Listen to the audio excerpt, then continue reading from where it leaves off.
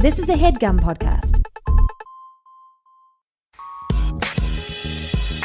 Hi everyone, I'm teaming up with the website rewire.news to explore the intersection of their work and mine on a brand new podcast called Get It Right. On Get It Right, we explore pop culture through the lens of justice, and particularly reproductive justice. I'll be talking to critics and creators about comics, movies, TV, music. Anything is fair game. Our first show is live. It's a great discussion with Joanna Robinson of VanityFair.com on the way Game of Thrones handles and mishandles issues of race, gender, sex, and sexual assault. You can find it now on iTunes or Stitcher. Just search for Get It Right or Rewire. Give it a listen and drop us a review with any ideas for what you'd like to hear us cover. See you soon.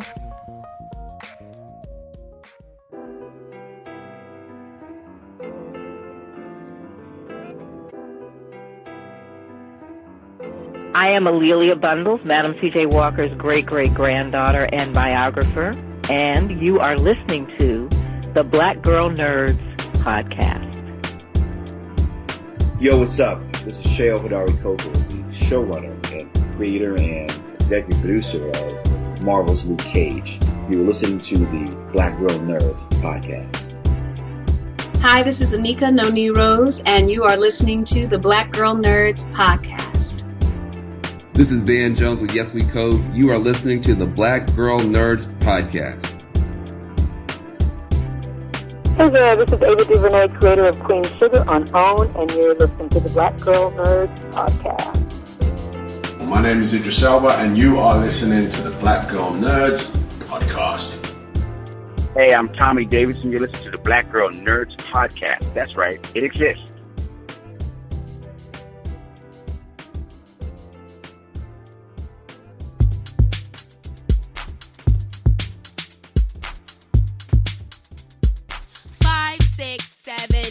Holla boys and girls, it's the BGN. Coming from the Marvel world to the DC friends. All the way from Hollywood to the PCN. She defends everyone from sleazy men. Won't apologize for spitting Shonda rhymes. The space that we make is never colonized. Talking games and movies and actors. Better shake your booties for Black Girl Nerds.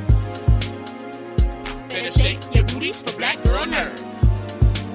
Yeah, better shake your booties for Black Girl Nerds. Better shake your booties for Black Girl Nerds. Better shake your booties for Black Girl Nerds.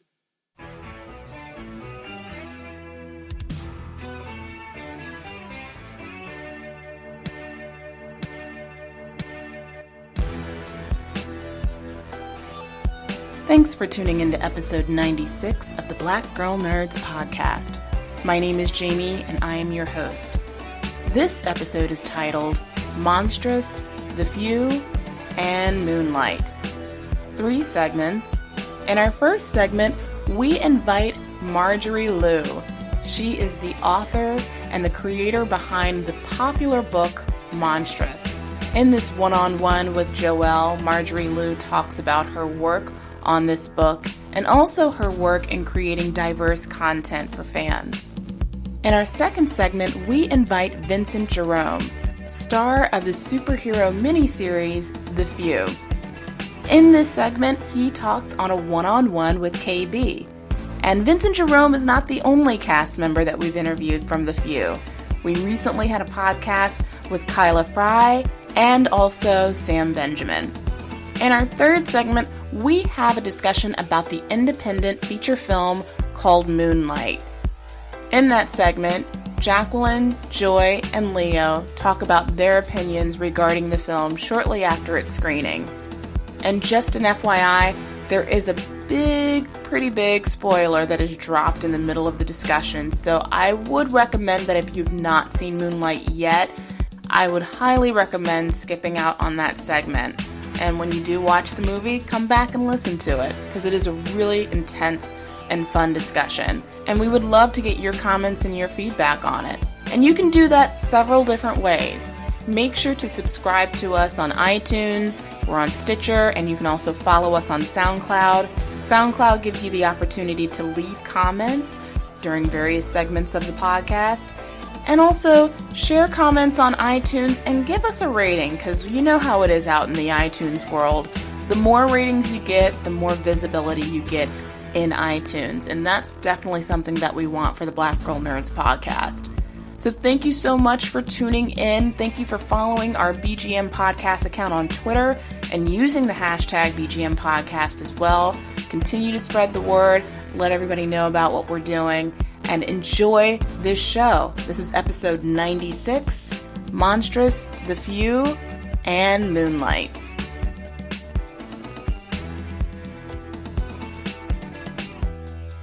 Marjorie Liu is a New York Times best-selling author and comic novelist. Her paranormal romance and urban fantasy novels include the Hunter Kiss and Tiger Eye series. Her work for Marvel Comics include NYX, X-23, Dark Wolverine, and Astonishing X-Men. She's most notably known for her work on the Image Comics book Monstress, for which she was nominated for an Eisner Award for Best New Series. Good morning, afternoon, wherever you guys are listening, and welcome to the Black Girl Nerds podcast. My name is Joelle Smith, and I am so excited because today I have one of my favorite comic book writers on the line with us. It's Marjorie Liu. If you guys don't know her work, you need to get on it. My favorite is Monstress right now, but she's also done stuff for Han Solo, The Starlit Wood. She's all over the place, and you will not regret picking up her books. So definitely go do that. Thank you so much for being with us this morning. Oh my gosh, that is so incredibly sweet of you, and I'm absolutely delighted to be here talking with you. Yeah, we actually met at San Diego Comic-Con, and when I told you where it's from, your whole face lit up, and I was so excited because it's a lovely reaction. People are like, I love Black Girl Nerds and the stuff you guys are doing, so we were so excited to have a fan in you. You guys do such important work. Aww. Like, it can't be said enough. The work that Black Girl Nerds does is so vital right now, especially right now. To, it's not just for comic books, but fandom in general, because you know better than anyone. For people of color, I feel like, for years and years, especially when I first started reading comics, that we were more or less invisible. Like, we knew we weren't invisible because we were out there reading comics, but for the rest of the industry, we didn't seem to exist. Yeah, especially, behind the scenes feels kind of obvious, but to just be missing on the page, like just in general representation, is kind of startling. We had Storm for a long time, was just it. Yeah. And then there was Vixen, and we were like, oh, that's pretty cool. And now, yeah, exactly. And now with the likes of like Kamala Khan and Miles Morales, it's nice that we can pick up books, even Riri, who's coming up with the new Ironheart. So I'm excited of what's happening on the page, because I think it's really important for especially children to be able to find books where they can see themselves being the hero. So I like where that's going. And I hope we get more creators like you who are like, I'm going to assemble diverse teams to tell these stories as well. Well, what it comes down to at the end of the day is, we as creators, we are presented with a series of choices, not just in the stories we tell, but in the people we work with. And especially when we're doing creator-owned comics. And so, and I think that it's really important to stay conscious of that it is possible to make change, but sometimes, change has to come with making, being aware and making particular choices. So since we're on the topic anyway, let's just talk about Chelsea Cain real quick. I did my full rant on Twitter. It's just very heated and upset, especially, I guess, at some of the solutions people offered. Instead of kind of saying, trolling is terrible, they were like, go buy her book. And I'm like, yes, obviously go buy Mockingbird. It's amazing. But I don't know if fans should be held financially responsible for harassment. Like if you bought more books, maybe there would be less harassment. Like the two don't connect for me. No, it's a ridiculous argument. Great. Like, great, fine, go out and put your money where your mouth is and buy books. That's fine. But that's a completely separate issue from the rampant rampant misogyny that runs not just through the comic book industry, but actually just through our society in general. Within the comic book industry itself, you know, what always bugs me is that every time something like this happens, there is a certain segment of individuals who pop up and they act surprised. You know what I mean? It's like this constant amnesia where, you know, where we will have an opportunity to talk about, you know, misogyny in action. And everyone's like, oh, that's terrible. That's terrible. And then, you know, the conversation will die down. And then, you know, then it will resurface with another really, like, terrible event. And, you know, and everyone's like, oh, wow, I've never experienced this before. This is terrible. And the cycle continues. And I think it's really convenient. I think it's really convenient for some to sort of to engage in this amnesia. But for the rest of us, it's, you know, it's something we have to deal with daily. Well, there's just no escape if you're a woman of color on the internet who also speaks her mind. There's just, you can check, like, the Alexander, you can check our editor, Jamie Broadnax, like, it's just, it's hellish. And the fact that we are expected to endure, you know, just like, oh, well, you entered this industry. Like, I belong here, damn it. This is like, I'm allowed to be here, and I shouldn't have to be, you know, berated and degraded every day just for wanting to write a comic book. Like, that's just, it's just crazy to me. And I was curious, as a woman of color who is creating comics, I guess want to know about your experience with harassment. Are you experiencing a lot of it? Do you kind of dodge it? Do you feel the need to address trolls? You know, that answer requires several different responses. Okay. So, no, it's an excellent question. And the thing is, I feel like that the harassment I've had to deal with has gone in stages. You know, it's not constant, which is to say, well, that's actually not quite accurate when I say it's not constant. I would say it's all relative, correct? Sure. For example, when I did the gay marriage of Kyle and Northstar, I received a ton of harassment. Wow. I received death threats. Oh my goodness. There was like this minor mobilization, against me. And what was interesting about that was it sort of, the harassment evolved very quickly, because at first it was just, you know, homophobic, sort of like your typical homophobic rant. And then, like, within days, it turned completely racial. Wow. And so, right. And so then my race, you know, me as a raced woman, that became the target, where, you know, individuals were, you know, along with the death threats, they were telling me to go back to China. They were calling me a slant-eyed chink, you know, all sorts of things like that.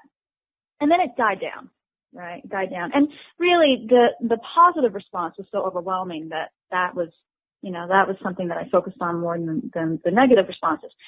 So, you know, you putter along and you get your, you know, sort of your occasional, like, daily, you know, like, whatever, you know, negative message. And then when the Iron Fist casting was in question, I made a tweet about that, about how this was, you know, sort of propagating this, like, Orientalist white male fantasy. Sure. You know, and that was picked up by the AP. And that tweet generated about 3 weeks worth of just a constant barrage of hate, you know, via social media. Like, just, it was a lot. And, you know, and I ignored it. I didn't respond to it. I just kind of let it roll in. And went about my business and, you know, kept on tweeting and kept doing my thing. And eventually it died down. You know, and then, like I said, it comes in waves, especially in this election cycle. You know, it's funny because white progressive liberals, they like to say, "Wow, I didn't know racism like this existed. I thought we were past that." And I'm like, "Yeah, okay, all right." But the rest of us have always been aware this racism has always been here, but this election cycle has emboldened people to speak of it and speak their quote unquote, speak their minds in ways that perhaps they wouldn't have felt free to in the past. And I'm seeing more of that. I'm seeing more of like a sort of a consistent, like sort of buzz, you know, the buzz of misogyny, the buzz of racism, racist talk that, you know, I knew was always there, but it's just louder. It's louder now, and it's a little bit more consistent. So, you know, I have, I'm only mentioning a couple things here. Sure. But yeah, I have plenty of experience. Have you ever considered leaving comics because of it? Oh no. No. I'm glad to hear that. No, it wouldn't even cross my mind to do that. Because the thing is, once you stop, and I'm just talking about myself personally. Sure. Because everyone else, they have to do their own thing. But for me personally, you know, once I stop holding my ground, if I allow people to render me voiceless, if I allow myself to become invisible, you know, and to stop telling stories because of a few haters, like that hurts me. You know what I mean? Like I'm not protecting myself. Yeah. If I retreat, you know, I'm not protecting myself if I allow myself to become invisible and voiceless, because I did that. You know, when I was a kid growing up, I suffered a lot in silence. I really did. I suffered a lot in silence. I saw a lot of injustice. I saw a lot of really crappy things. I experienced crappy things growing up, and I never said a word. And, you know, and when I was growing up, a lot of times I felt like I was I often felt that frustration of that individual who, you know, sees things and experiences things and doesn't fight back and just lets it happen because you don't know what to say, or you're caught in the moment, or you're scared, or, you know, you don't want to you're afraid of making things worse. And listen, I don't want to be that kid anymore. Like, I don't want to, that was really frustrating. And it was really, I think that in some ways there's more, I fear invisibility and I fear my voicelessness more than I do, trolls on the internet. That's so inspiring. That's wonderful to hear, because I know that it's a minefield out there, and I know it takes a lot of strength to kind of just push them to the side. Like, it's easy to say, you know, these are just people talking, but at the same time, like, sometimes it registers, sometimes it just hits, and you're like, damn, this sucks. But I'm glad that we're gonna get to keep you, because Monstress is seriously, I'm obsessed with it. I have the first volume trade paperback, and I've been giving it to everyone. Like, read it and then go buy the series for yourself. Like, it's so wonderful. Thank you. No, I mean, Sana Takeda's art, I've never seen gold on a page that looks like gold. Oh man. And let me tell you, I'm biased, of course, because, you know, I love Sana and I work with Sana, you know, and I've known her for years.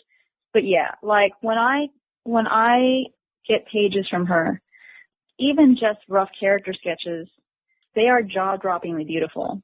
Like I just don't even, often I'm just rendered wordless, and I'll say, you know, this is gorgeous. And I feel really inadequate because I'm like, it's not just gorgeous. It's beyond that. It's kind of hard to describe this. I don't know if I want to call it a movement, but, you know, I've been going back and reading like a lot of Gold Age and Silver Age comics, and then to compare them to what we get now, just art wise, I mean, stunning. It's just a wide variety of really, really great art that could be hanging in galleries easily. Yeah. And that's definitely the case here. I wanted to talk to you a little bit about kind of blending cultures together. I'm mixed race, and so I kind of gravitate toward. Yeah, absolutely. I'm always trying to find things that exemplify that experience of coming from two worlds, and usually they do it by a fish out of water story. What I like about yours is it's a total layover of like Western storytelling with traditional Eastern storytelling. from the different kinds of monsters that we're seeing to just the guys, which feels very British to me. What was this a conscious? I mean, how much conscious thought goes into the layering, or is it just this is my experience and it comes out that way? Well, there's a lot of conscious thought that goes into this. There really, really is.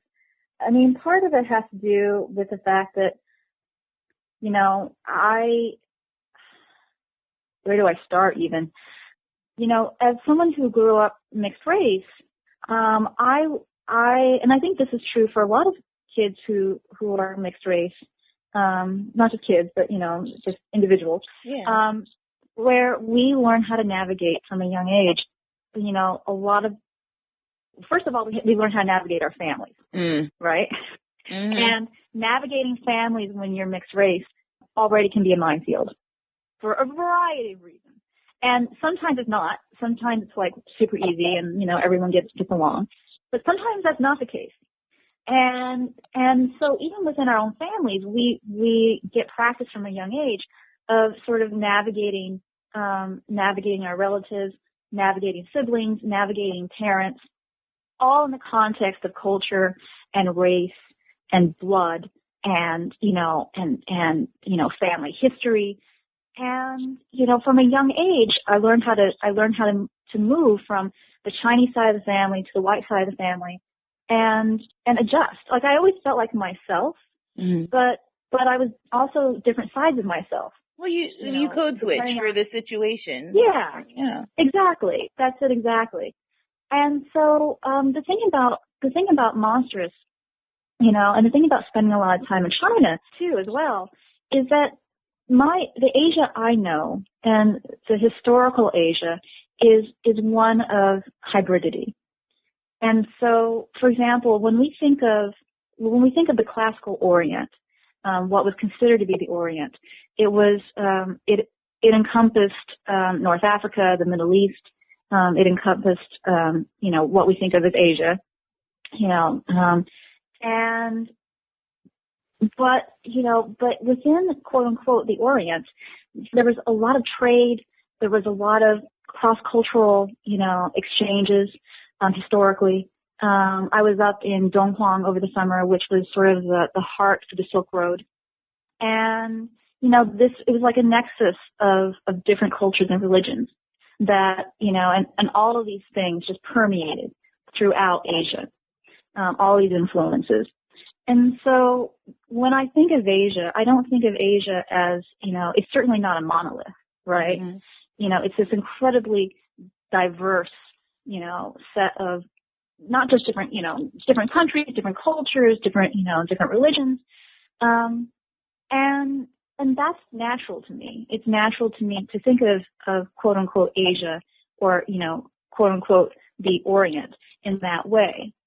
And so when I was working on Monstress, you know, creating a story in which, sort of the Orient, in which Asia is at the heart of this fantasy rather than on the traditional peripheries, as we've seen in a lot of Western, sort of, you know, Eurocentric stories, you know, I wanted to bring that hybridity to life, you know, and, by sort of, you know, creating a world in which sort of not just the cultures, but also sort of, you know, the visual tells, the sort of the visuals of this world, are this like hybrid mix of things, which is actually very, you know, that's not just steeped in my own fantasy, but it's something that's actually, you know, very real.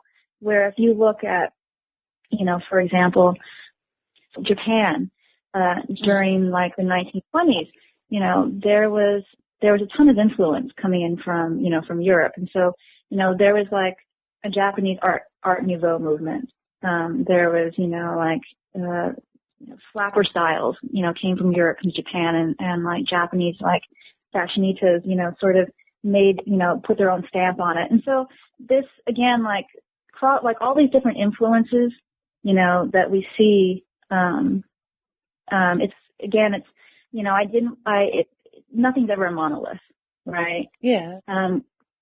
Yeah. So now I'm like rambling. No, it's fascinating. I'm like, just like, yes. So you, where does, I guess, was there something about, traditional Asian like storytelling that you wanted to incorporate in the story specifically? Because I see a lot of like traditional Western fairy tale stuff with the talking cats and things. And to be honest, I'm kind of ignorant of traditional storytelling from anywhere else. It's been so, just my education was just built around traditional Western stories. So I'm fascinated as to maybe what you wanted to bring to light. You know, what I wanted to bring to light was something that was, something that was, how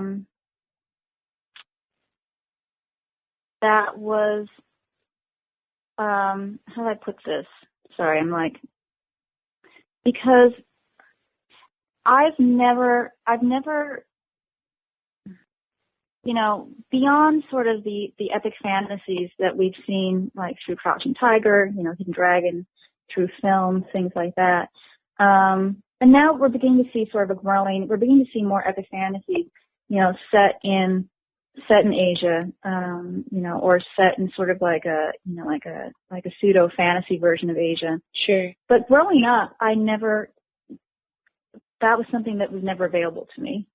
You know, when I was a kid, whether it was in books or in television, I never read anything. I never saw anything, that was set in, well, I mean, at least anything published in America, you know, because we were always going to Chinatown on weekends and like renting movies from Hong Kong, things like that. But there was never anything that was, you know, that was for me. There was never any like epic fantasies that I could pick up in the library that would be set in Asia or have like, you know, an Asian sort of sense of like an Asian sensibility that I could identify with. Anything that I read was more an Orientalist fantasy. And by that I mean it was the West fantasy of Asia, which was always very fucked up. Yeah. You know, it was like the hypersexual Asian woman, or you get the dragon lady, or you would get like sort of the emasculated, you know, evil like Asian man. And, you know, that's what I would see. And I didn't want to see that, right? I wanted something beyond that. And so when I was working on Monstress, I wanted to set a story. I wanted to tell like an epic fantasy. I've always wanted to write an epic fantasy, but I wanted to tell an epic fantasy that was set in Asia, that was set in an Asia that, you know, that was sort of deeply rooted in sort of the sort of the sensibilities and the sort of the myths and the, you know, all the legends that I was familiar with growing up, but that I'd never really seen like in a complex way on the page.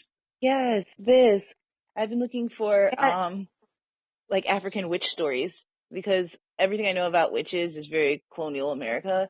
And I've been fascinated to learn about all of this different culture. And there's so many different, kind of just stories that are just so far out of the tradition that I'm used to that they become exciting and new. It's like discovering new fairy tales, which I didn't think I could do in my late 20s.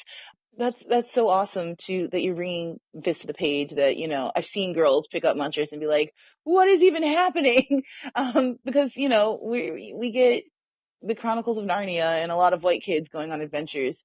So it's really nice to see some diversity on the shelf, and not just diversity, but a diverse team, and not just a diverse team, but a really, really well told story. I have one last kind of nerdy, maybe fangirly question for you, and kind of from your perspective. So Neil Gaiman reviewed your book. Was that exciting? Was that just the most, like, I try not to idolize too many white men, but I adore him from the top of my head to my tippy toes. What was that experience like for you?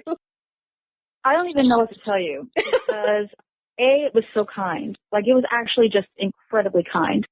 And I was speechless. Like, I was really just kind of rendered speechless by the kindness, like just the kindness he showed in taking the time to read the book. Yeah. But also, just in the kindness of the review he gave the book. It stunned me. And it really just, I will be forever grateful. I will be forever grateful. That Gaiman, what a guy. I know. I just want to say one more thing, though. Please. About the importance of having more people of color in our, both behind the scenes, both structurally and optically. Because, there are real psychic consequences. Like, I would say, like, for generations, in our pop culture, we've rooted for whiteness. Mm-hmm.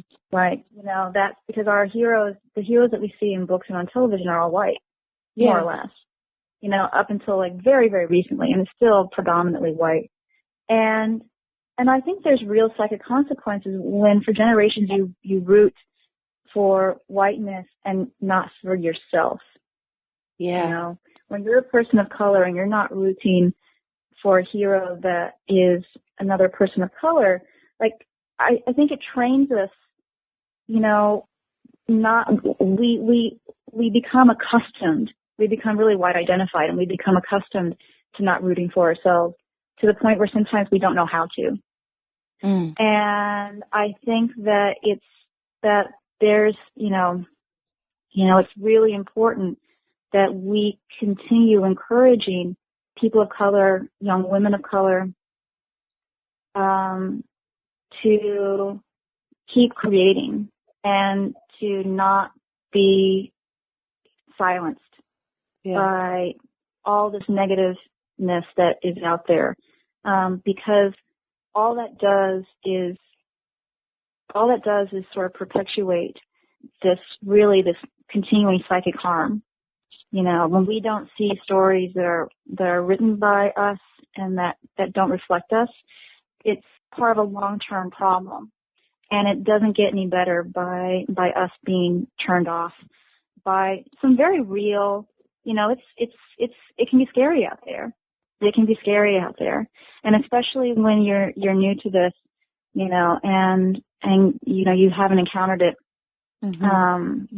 You see all this negativity, you see these trolls, you see, wonderful writers, like Kane leaving Twitter or saying that she's not going to write comics again. That can be like, you look at that, you can feel really intimidated, and you'd be like, well, maybe I shouldn't do this. Maybe I should do something else. And, and that's the individual's decision to make. But on the larger scale, like, we have to remember that like, when I write, I'm thinking of little me as a kid, but I'm also thinking about, possibly some, young girl of color reading Monstress or reading some other book, and hopefully, thinking, wow, like, okay, you know what? Like, I see myself in this, or I see part of myself in this. And hopefully that begins to sort of open like an internal dialogue. And I think it's for all of us, women of color who are creators, thinking about the internal dialogue that we can spark and perhaps other, women of color and people of color when we create, and the importance of that, the long-term importance of that. Because it's not just short-term gains we need to think about, but it's also the long-term gains and, the long-term healing that has to be done. Because there's a lot of trauma that has been done to us. A lot of trauma that's been inflicted on us, in these microaggressions and these larger aggressions. Yes. That hasn't, that I don't think unless you've experienced it, you can sympathize, but unless you are in our bodies, unless you are in the body of a woman of color, in this country, having to deal with prejudice and misogyny. I think it's, you can be an ally, but I don't know if you can fully understand, what it means to be us. I definitely don't think anyone can understand, and I think we saw that with the Riri Williams cover when,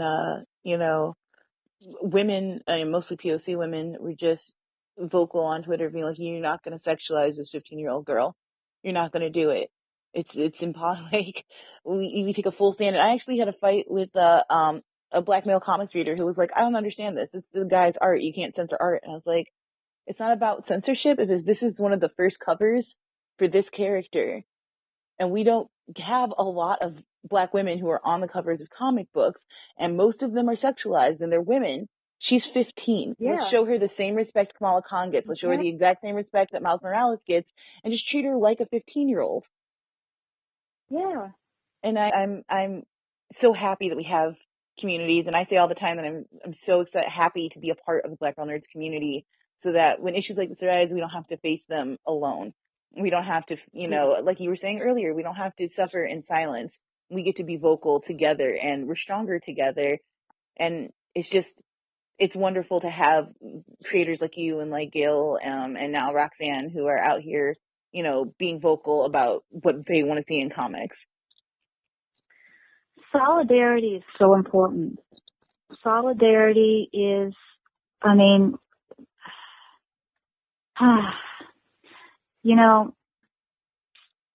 I feel like that women of color, that we do a ton of psychic work. beyond our physical labors, we do a ton of psychic work. And it is lonely, and it's really difficult. And without solidarity, it's just even lonelier. Yeah. And it's even more difficult. And solidarity is how we survive. Because this is really all of this, the hypersexualization of Riri on the covers, on those Marvel covers, and sort of the lack of awareness and understanding of why that was problematic. Mm-hmm. Like that, just that is part of this larger issue and part of a larger, dialogue that we as women of color are, we are fully, we're, again, this is about our bodies. It's about things that we've experienced, and we're fully aware. And yet it requires the solidarity and requires this constant battle. Mm-hmm. Because the lack of understanding of what these things mean and the damage they do. Yeah. It's just mind blowing. It's just mind blowing. Yeah. I encourage if for, our white listeners, if you're out there, and especially if you're editors, if you are in any position to hire, just listen. I think that's kind of been the most disappointing thing, especially as we get closer to our creators through social media, to see that, hey, I have a complaint about the way you're representing someone who essentially represents me, and them just being like, I don't care, or, you don't understand, or I can do whatever I want. It's a little frustrating just to feel not just the initial offense, but then that you don't even deserve to be heard. It's exhausting. We're not going to stop talking to you, but it would, it makes the relationship a two-way street if you're listening and trying to respond based off the input of your fans, of people who would like to purchase and be involved in your work. So, yeah. Yeah. I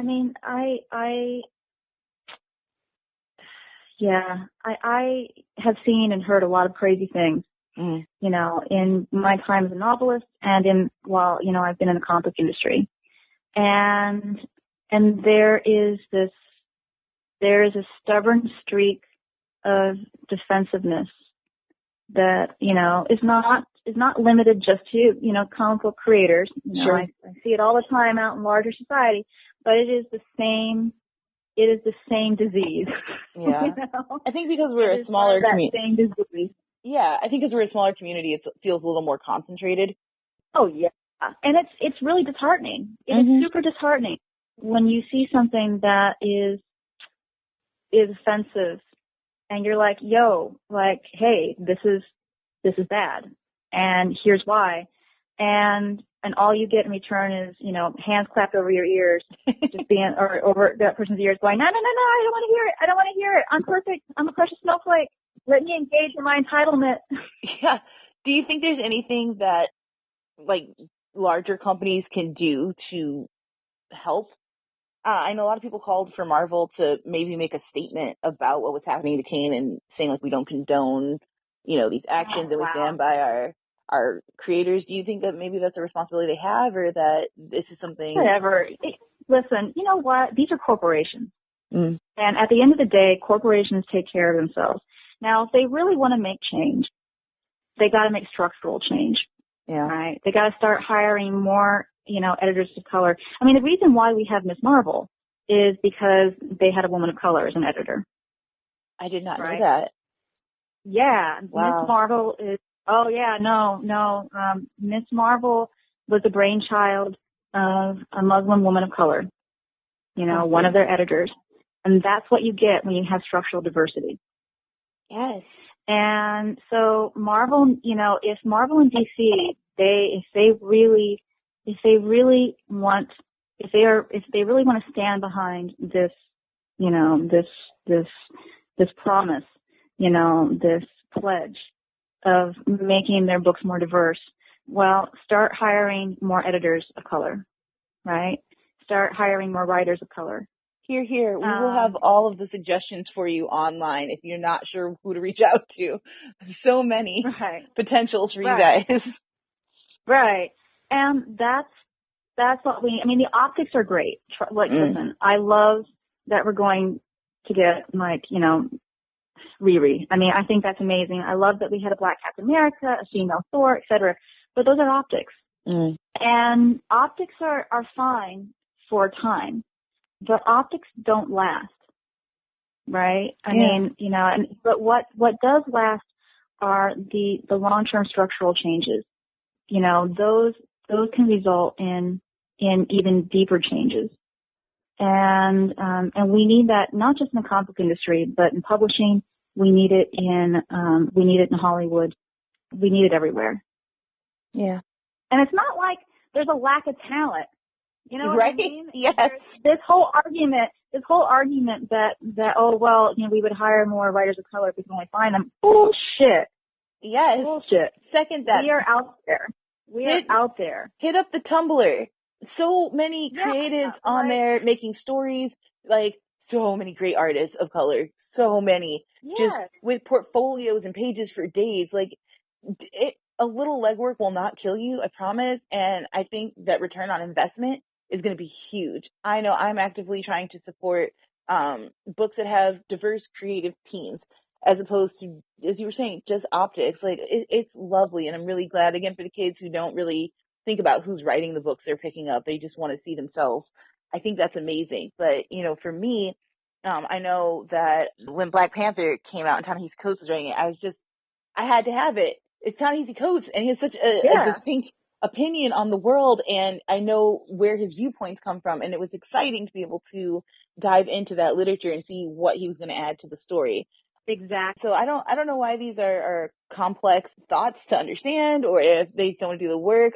Some actor the other day said the problem with trying to diversify, he was talking about the film industry, is that people want to hire their friends.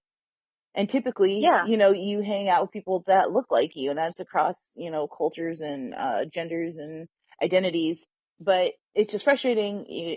You know, I understand you want to work with your friends, totally, but we're here. We can do good things too, and we can help make you money. Well, but so, you know, I mean, part of the problem, as you just stated, is that folks, they don't want to give up their privilege, right? They want to protect their privilege. And that is part of the issue here. This is why it's, you know, in some ways it's very difficult to see structural change. You know, for me, the reason why I had a chance to write the X-Men and Dark Wolverine and Black Widow, you know, all comes from the fact that I had an editor at Marvel, a white male editor at Marvel, John Barber, who was fantastic. And he opened doors for me at Marvel. You know, I was new. He, you know, gave me a chance to write Dark Wolverine. And from there, you know, that just sort of led to other books, you know, Black Widow. But Dark Wolverine was not a book that I don't know if a lot of other editors would have considered me for because I was a woman. Right. And it was going to be this very dark, violent, you know, edgy book. And John gave me a chance. And like what's required is people, you know, people who are in charge, who are part of this system, you know, sort of getting out of the way. Yeah, absolutely. And, you know, and sort of saying, you know what, I am part of the system but you know what, let me get out of the way and see what you can do instead of always going with what's familiar. Absolutely. Absolutely.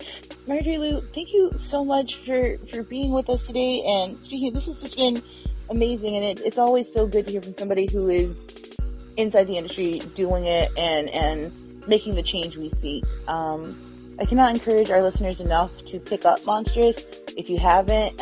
If you're into anything fantasy, if you're into slave rebellion stories, if you are into crazy like kaiju-esque monsters, it's all there. And also women for days, women that are heroes, women that are villains, women that are somewhere in the middle, women that are just trying to survive. It's maybe one of the best books out there. And the art. It's just the truth. So, thank you so much for your time. We really appreciate it. Oh no, thank you. I appreciate it tremendously.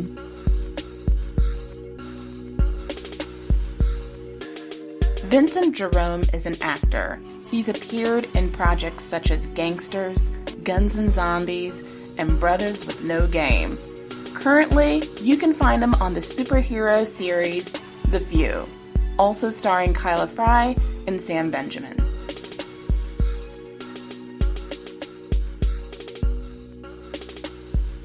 So, hi everyone. Welcome to this episode of the Black Girl Nerds podcast. I am your host, KB, and I have a very special guest all the way from the UK. Please welcome Vincent Jerome. Hello. How's it going? It's going well. Thank you so much for joining our podcast. We're really excited to have you.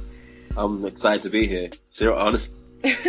So, I just want to dive right in because, you know, a few of us Americans may not know all of the work that you've done. So please just tell us, like, how did you get your start?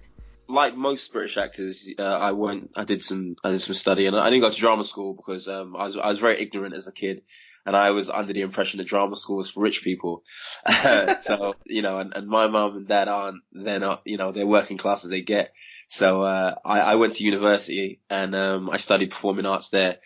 And again, like many, British actors, when you leave training, you go and you do a lot of theatre. So I did I did like a bunch of theatre for a few years. And then I kind of lent myself to a lot of projects which I didn't really feel fulfilled by, and it kind of really hurt my creativity. That sounds really wanky, but like, and then I got to a point where I just kind of like, well, why did I get into it in the first place? And then I wanted to do film and TV, so I focused a lot of my energy on that, and so that's kind of got me to where I'm at now. So yeah. Oh, awesome! But you know, it is true because I have noticed that a lot of Brits are very well versed in theater. And so like here in the States, it's not as, I mean, it's prevalent obviously, and we have a lot of theater stars, but I have heard and I have noticed that a lot of Brits kind of get their start in theater, which is so incredible to me, obviously, because it's live. Like you have to be completely on your A game. And I think that you can take away like a lot from theater to add to television and film for sure. Yeah, definitely. I really think it's an actor's medium, you know, and also, in the same way that television is very much a writer's medium and film is very much a director's medium. Mm-hmm. Theater is where it's just literally you and the audience, and there's no, if you're good, you're good, and if you're not, they'll know. Yeah. Like there are no takebacks, there are no redos. No. Like, you know, once the curtain comes up, that's it. Yeah. And that connection that you make with the audience either sticks or it doesn't, right? So, wow, that's awesome. Yeah.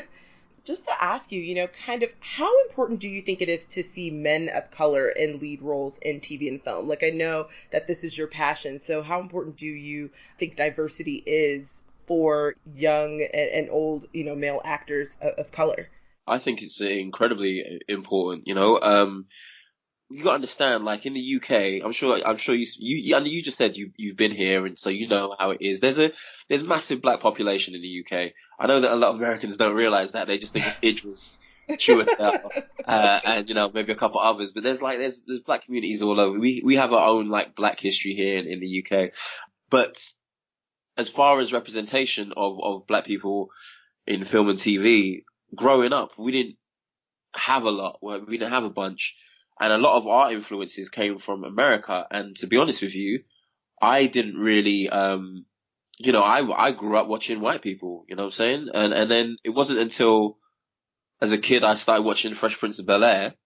And I remember vividly the moment, and I can't tell you the day, and I can't tell you like the hour or anything, but I remember vividly, I was in my mum's room. She had a TV in her room, and I was watching Fresh Prince of Bel-Air. And there was a little voice in my head, and I was like, whatever he's doing, I want to do that.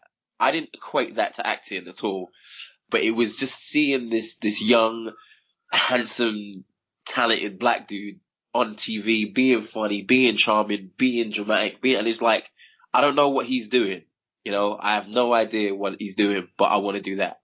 That's massive for me. I'm not going to ramble too much, but I'm really happy with where we are now. Obviously, there's like a massive way to go, till everybody kind of is properly represented. But I'm a massive comic book geek, and two of my favorite characters are Spider-Man and the Flash.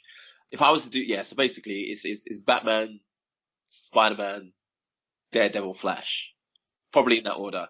And to know that my nephews can look at Black Wally West on the TV show and in the like DC Rebirth comics, and they can look at Miles Morales and they can be Spider-Man. Do you know what I'm saying? They can be Kid Flash, and for me that's dope, man. Like it's like so it's just amazing, Yeah, it's incredible. And so, The Flash is one of my favorite TV shows too. Kyla and I actually bonded over that because it's so well written.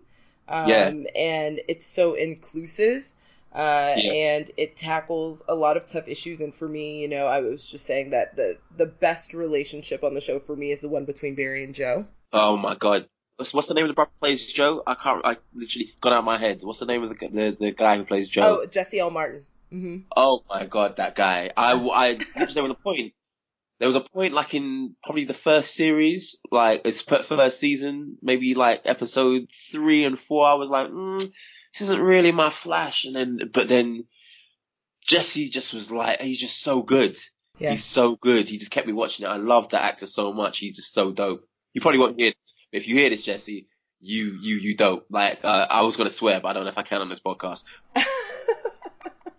He's incredible, and he also is an actor that's like really acclaimed in theater, right? So so he's a singer and he's a theater guy, and he's done TV. He's a New York guy, right? Yeah. So I mean, he has been really incredible for the show, but just really incredible in general, obviously. I mean, he's super talented, but so it's one of the reasons why I love the show, because it's so inclusive. And actually all of DC TV, I think right now that's currently on is very inclusive, which is good to have.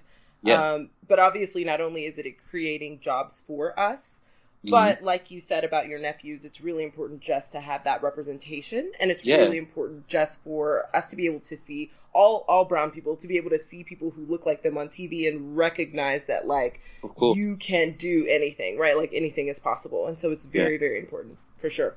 Okay. Yeah. So, tell me about, because you are, a star in the UK. So what differences do you see kind of in media in the UK versus the States? I know, obviously we talked a little bit about Fresh Prince, which is a classic. It's an iconic comedy show that happened here in the States, and I don't know a single person who didn't love it. Yeah. So, what types of differences do you see in TV and film between Britain and the States? Yeah, I mean, first of all, I wouldn't say I'm a star here. I'm just a job in, I'm hustling like everybody else, but right. we'll see what the next few years hold for me. But to answer your question, sorry, I don't mean to get off the subject. The thing is, one of the things that people don't necessarily realize, and I don't feel like I'm talking out of place by saying this, is that in the States there are industries, like you have a massive film industry, TV industry, and things are being created all the time. And I wouldn't say that that's the same thing here. I mean, yeah, we make movies over here. You got the Harry Potters and you got the James Bonds and all the rest of that. And sometimes they'll dash out a little Downton Abbey or something. But it's what I mean. It's not the same. I feel that with American TV and American film, that they are willing to take more risks. They're willing to tell more, like, different kind of stories. I remember working with a director on a play a few years ago. I'm not going to say who the director is because she might not want me to like bait her up like that. But she was going in for interviews with the BBC. I probably shouldn't even said the BBC either. But yeah, anyway, she was saying how, because of the way things are now, and because she feels that people aren't really as experimental here in the UK, she feels that certain programs from the past, if they were to be made now, they probably wouldn't be made. You know what I'm saying? Because obviously stuff like Downton Abbey and, stuff to do with the Queen and stuff to do with royals and aristocracy and stuff is like a massive market in the UK, and obviously worldwide. It's part of the UK identity. But then you can also have stuff like Fawlty Towers. Do you know what I'm saying? You can also have stuff like Only Fools and Horses.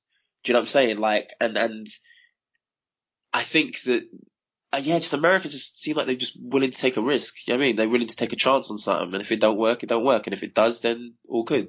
Right. Yeah. Right. I feel like your industry is rising, right? Like, yeah, I think now it's knocking. I'm sorry, I didn't mean to cut off, but I'm not knocking the UK industry. Like, we're doing great stuff. We're doing great stuff. Yeah. But it's just not as big yet. I mean, that's just the reality. Yeah. I mean, you guys are doing great work, and I don't think you're knocking it at all. It's just the reality is it's not as big as here in the States yet, but I do see that happening, at some point. I definitely think that you guys are headed in that direction. Yeah, definitely. So, yeah, for sure. Yeah.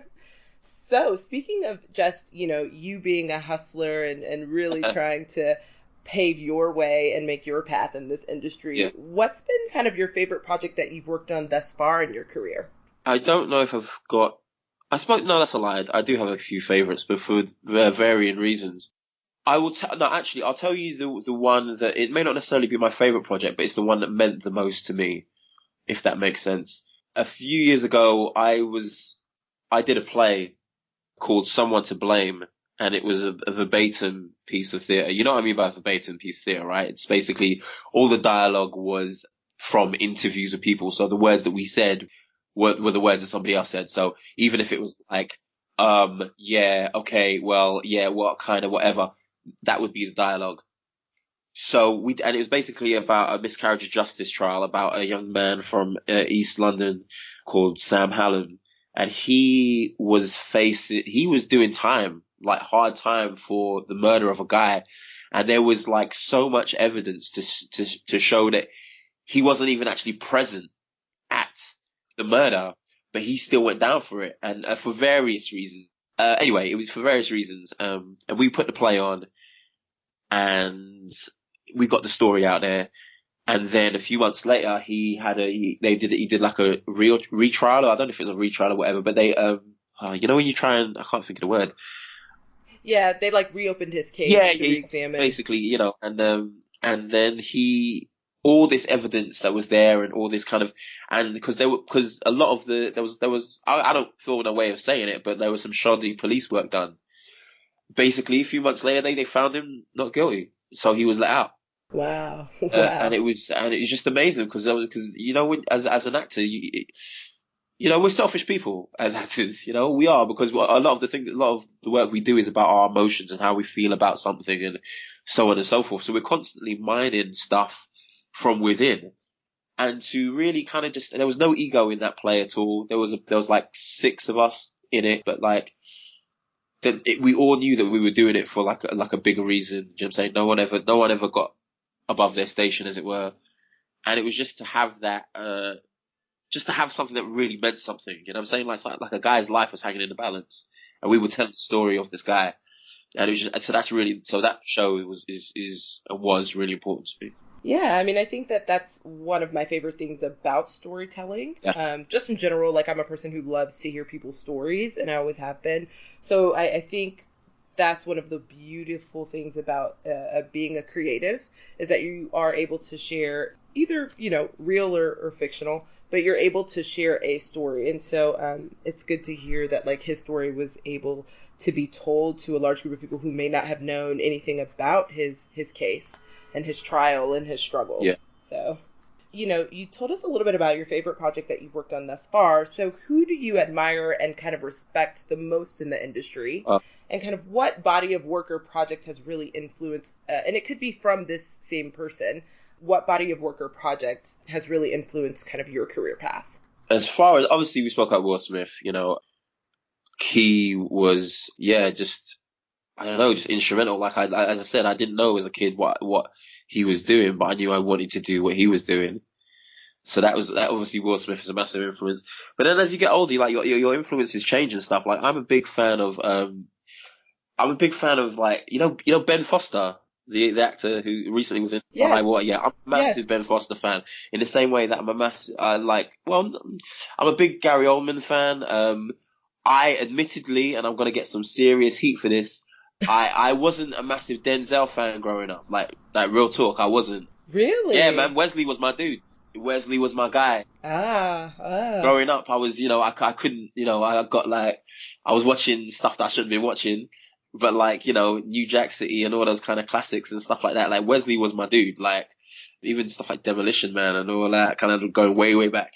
But but obviously Denzel's amazing. I know there's like a whole slew of people that I'm forgetting. But then as I'm getting older, I'm starting to appreciate directors and filmmakers more. Like I love Darren Aronofsky. My favorite film is Requiem for a Dream, because it's so it's so horrific, but at the same time it's so beautiful. And I just think, and it moved me. Like I've never watched a film in my life, and it's just moved me the way that film moved me. And whether it's like the best made film, it's got the actors are heavy, so I don't want to hear no words about the actors. They're great. They're all great. Whether it's like the best, whatever, it doesn't matter, but it evoked an emotion in me that I just can't deny. You know what I'm saying? You can't deny the greatness of that film if it really makes you feel something real. Yeah, Darren Aronofsky, just, I have to say this. Jeffrey Wright. My God, Jeffrey Wright. Like, you know who I'm talking about, right? Yep. Yeah, Jeffrey Wright is like, he's my dude. Do you know what I mean? Like, I saw him, I think it was like, I mean, he's done so many different things. Yeah, but I think it was like ages ago, like Angels in America is good. He was dope in that, but when I was super young, I saw him in, Shaft as People Hernandez. And I was like, oh man. And when he's stabbing himself with the pick and the Teflon Don, he was, it's wicked. It's so good. Anyway, so I'm geeking out. Yeah, Jeffrey Wright. Jeffrey Wright is like, if we talk about having a career cause the thing is, I think Kyla may have said the same thing. Actors like me and Kyla and Sam, we're about the work. We love what we do. We love plays, we love acting, we love film, we love all of that kind of stuff. And so someone whose career I would like to have is someone like Jeffrey Wright, who can do theatre, who can do film, who can do TV, and is just respected for the work he puts in and the product comes out of that. And someone who really, I mean, for my money, has a great amount of credibility. And so someone can look at his career and be like, yeah, that's a credible dude, man. That's like, yeah. And super versatile. Yeah. Because if you haven't seen him in Westworld, he's good in Westworld. He's in Westworld. Too. Oh, see, I can get around. Yeah. And no one told me that he was in it. Now I'm definitely going to watch it. Yeah, he's in it. Okay, right, yeah, cool. I'm definitely checking it out then. You should. I mean, he is incredible. He was really good in the Hunger Games. I mean, he has had the type of career, and I completely agree, that people want to replicate for sure. Oh, yeah. Because he's been in period pieces, he's been in drama, he's been in musicals. I mean, he really has done a lot. So yeah. I just want to tell a really quick story. Obviously, everything that's going on politically with the States is, that's kind of recent. But a few months ago, obviously, we had the whole thing with Brexit. I remember I was watching it as it unfolds, you know, in the early hours of the morning and stuff. I'm not sure what time it would have been over in New York or wherever Jeffrey is. But I tweeted something, and then Jeffrey Wright liked my tweet, and I was like, and I just lost my mind. I love those moments because you're like, oh, I didn't even realize that, like, you would see this. Yeah. And I was like, nah, man, just play it cool, man. Don't say you love his work. Just, you know what I mean? Just chill. But yeah. But mostly on the inside, you're dying. And you're like, oh, it's Jeffrey Wright! Yeah, man. So, anyway. That's awesome. Okay, so, you know, the teaser trailer has dropped for The Few. Yes, it has, yeah. So, tell us about your role in The Few. Tell us all about it. Okay, I play a guy called Christian Davis. Now, Christian is... He served in the British Army. He did a number of tours. In the last one, he did in Afghan. He didn't go so well, basically. He lost a lot of friends, and he was injured during that tour, and he was injured to a point where he could no longer serve, so he had to leave the army. And so this happens a lot.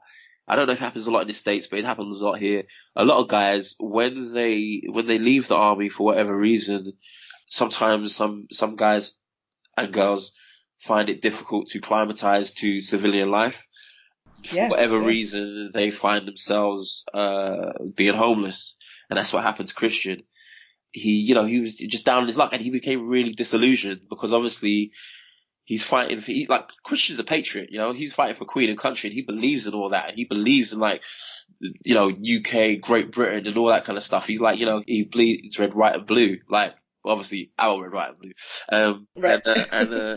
And I think he just, after his experiences coming out, I think he just got a bit disillusioned with the government and powers that be, and he just felt like, you know, he put his life on the line, like, for so many years, and he just felt like, well, does that not mean anything? Anyway, to get a bit of money, he does like a medical trial. I'm sure you do them in the States, where it's just like, earn £3,000 by injecting yourself with some crazy shit.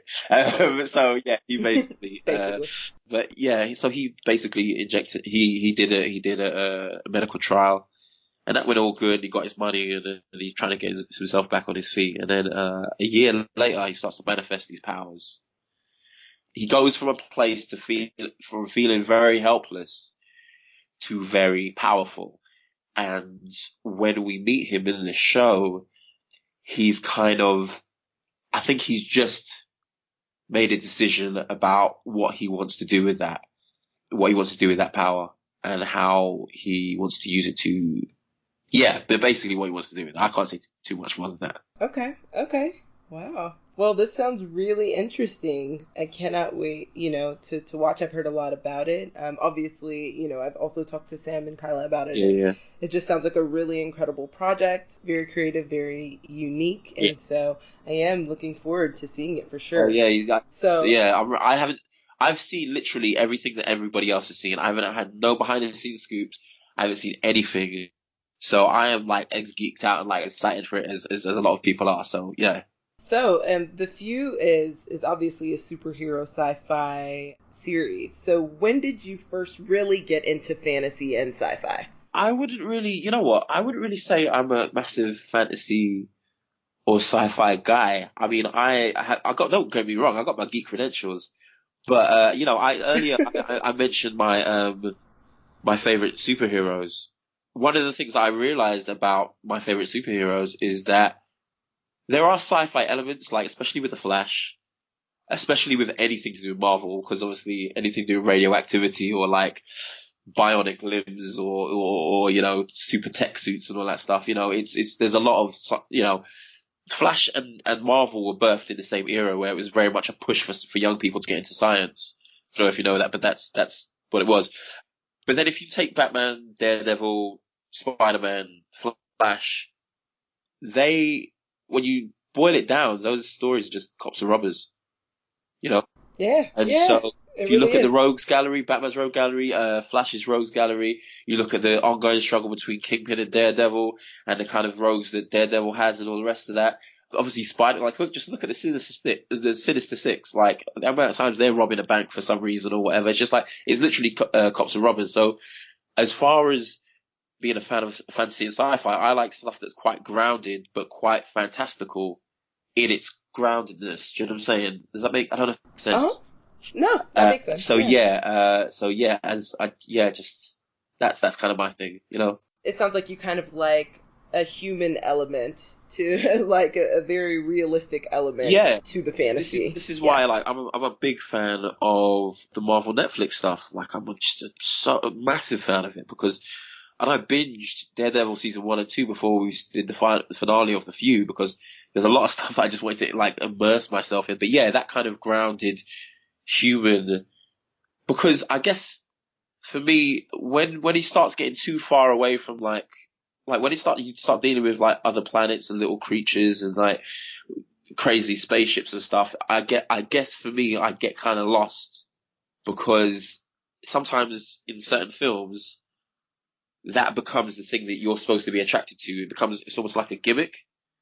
And it's like, where's the human element of it? Like, for instance, let's take Star Wars. I didn't get into Star Wars till really late. But then I had a conversation with a friend of mine once about Star Wars, and he broke down like the Skywalker family saga. And I was like, oh, yo, that's dope. You're telling me that this guy was the chosen one, but then he went a different path, and then from his seed, they became the chosen one, and I was like, oh my god, I gotta watch Star Wars. So, yeah, tons of family drama. Yeah, exactly. But that's my human stuff. Right. You know, we talked a little bit about inclusion for men of color in television and film. So how do you just kind of use your voice and your platform to really help start conversations about inclusion in media and kind of to change the dynamic in the UK? That's a good question. I don't think it's a conscious thing. I guess no, that's not true. I guess I'm lying. You know what? I can't fight everybody's battles. Like, there's a lot of things going on in the world. There's a lot of things that aren't right, and so on and so forth. But if something really speaks to me, I'm gonna talk about it. And at the end of the day, I'm not trying to preach to no one. I'm just trying to say how I feel about a certain subject or whatever.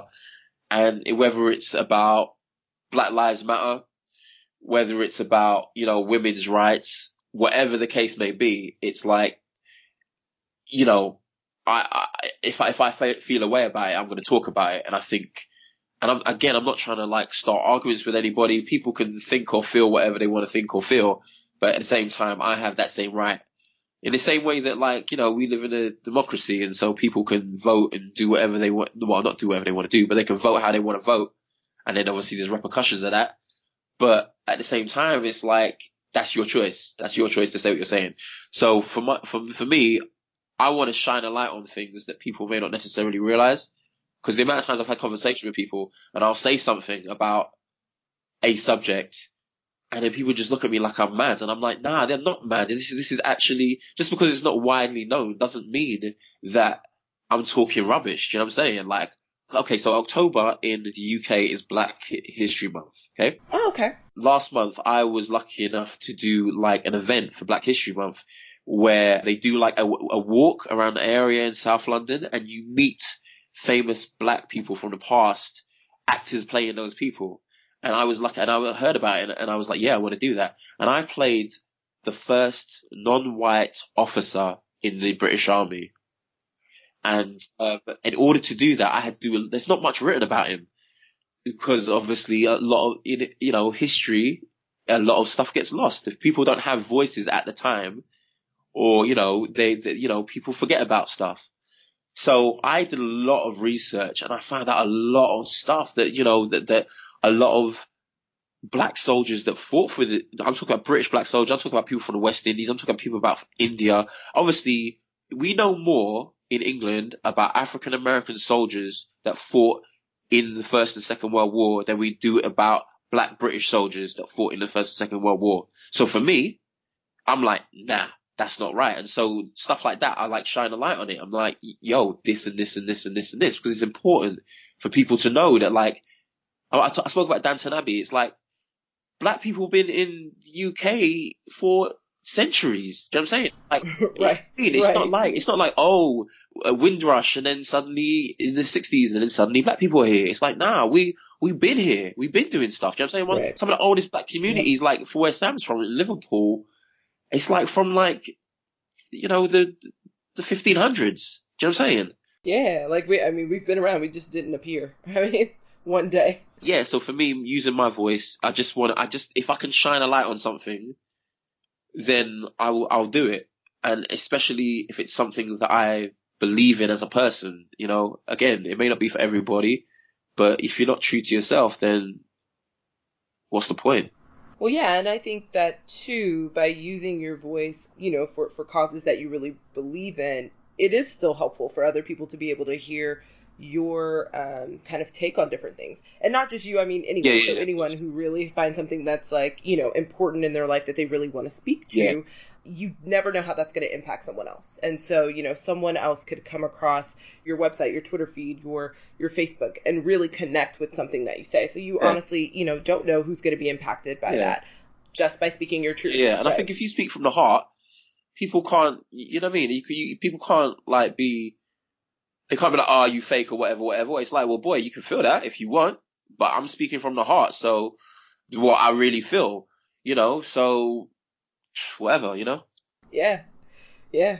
So, you know, besides really being able to do your thing in the Few, what other new projects are you currently working on that you are just really excited about? If you would have asked me this 3 weeks ago, I wouldn't have been able to tell you, but I think it's okay to say now. I just finished filming a little film with like this unknown director called Michael Bay. I think it's like Transformers Last Night or something. Just some little tiny, just a small, no big deal. You know what I mean? Independent joint. So I just finished filming Transformers with Michael Bay. So I'm excited to see that. Obviously. Yeah, that's incredible. The first Transformers is actually one of my favorite movies. Yeah. It just combined kind of every element that I like to see in a film. Yeah. You know, a little bit of romance, a lot of heart, a lot of comedy, and then some action. So, I'm excited to see this next installment. So, congratulations. Yeah, thank you. I appreciate it. It was really, it's funny because, you know, I was talking about Will Smith. It's like, when, you know, growing up in my teens, I used to watch like Bad Boys on loop. You know, that gave me a personality. Yeah. You know, when I speak to girls, I'll be like, I try to be Mike Lowry, you know what I mean?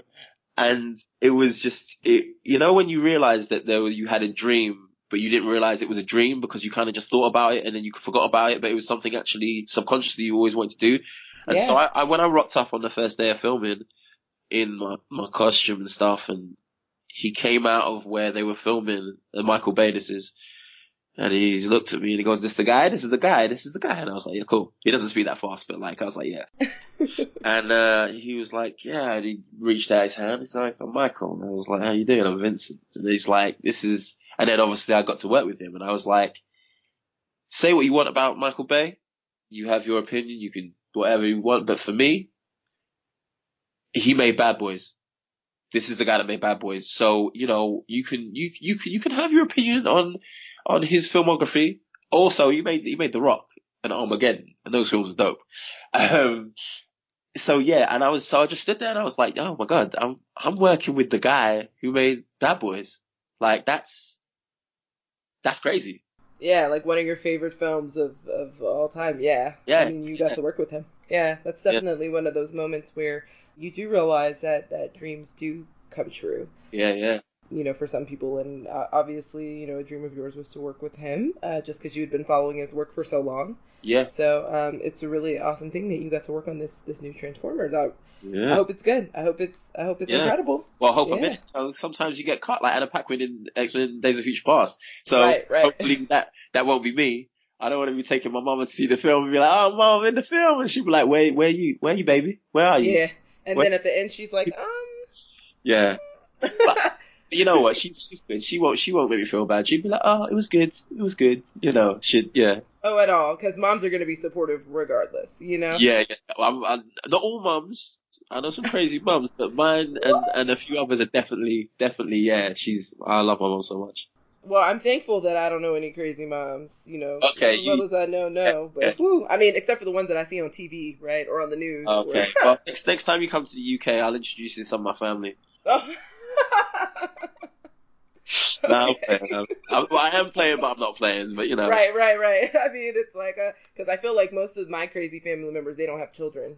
So. Oh, okay. Okay. Well, that's good. It's a little bit different, you know. I'm like, oh, I see now. So. Yeah. But, you know, in all fairness, my crazy family know they're crazy. You know what I mean? Oh yeah, you have to own it. You gotta own it. Like they know they're a bit nuts, so it's all good. That's so true. Yeah. So we did talk just a little bit about your love of Netflix, Marvel work currently, and your, you know, kind of your love of the Flash. So just name a couple, and Bad Boys, all things Will Smith, really. So just something that's out currently. Like, what are some of your favorite, I guess, films and music maybe that's out now? You know what? I've been really bad this year. I haven't watched as many films as I would have liked. Yeah, I haven't either. I know this came out for you guys in like November last year, but we got it in January, and I watched Creed. Like Ryan Coogler, man. That, like, if I ever work with Christopher Nolan or Ryan Coogler, I know I'm a good actor. Do you know what I'm saying?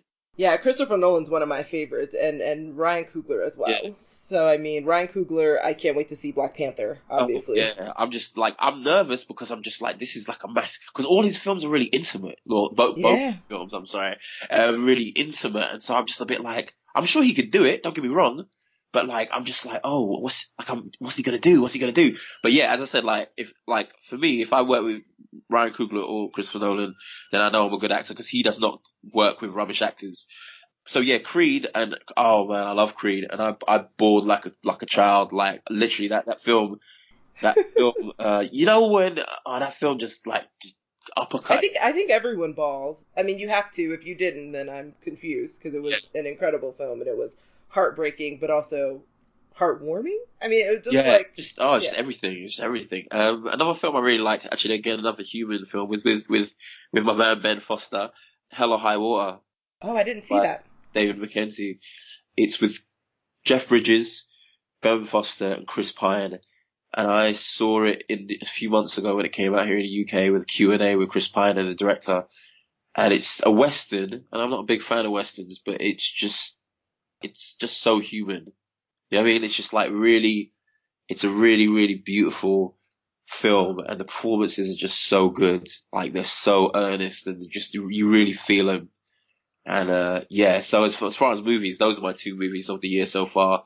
Music, I'm really bad. I'm really bad because I'm a hip hop head, like straight up, like, you know, I'm you know, so I'm not really following a lot of new stuff. Like, don't get me wrong, I like my dudes are like Kendrick and J. Cole, but obviously everybody says that, you know what I mean? And I know I'm not being original by saying that, but you know, those cats got something to say. But like, since Luke Cage came out, I've been listening to the soundtrack. Yeah, I've been listening to a lot of 90s hip hop. I've been listening to Wu-Tang like you would not believe. And so I'm really bad when it comes to that, because if new music I'm not really feeling it, and I'm not trying to diss no mumble rappers, but you know, I'm not a mumble rap dude, you know what I mean?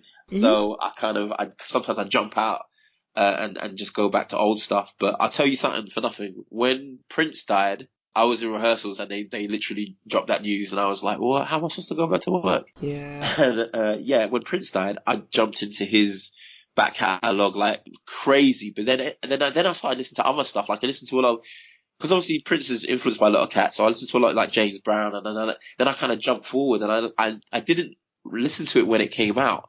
But D'Angelo's last album, D'Angelo and the Vanguard, that's really good. That's really good. Like, I don't care. Like, people can come at me if they want to say something. They know they can catch me on social media. I don't care.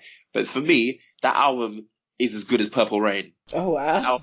Dope. Like, oh my goodness. That's so good. Don't get me started. It is a good album. Yeah. I am still hurting because Prince died. But D'Angelo's a good album. I personally, with music, it's tough for me.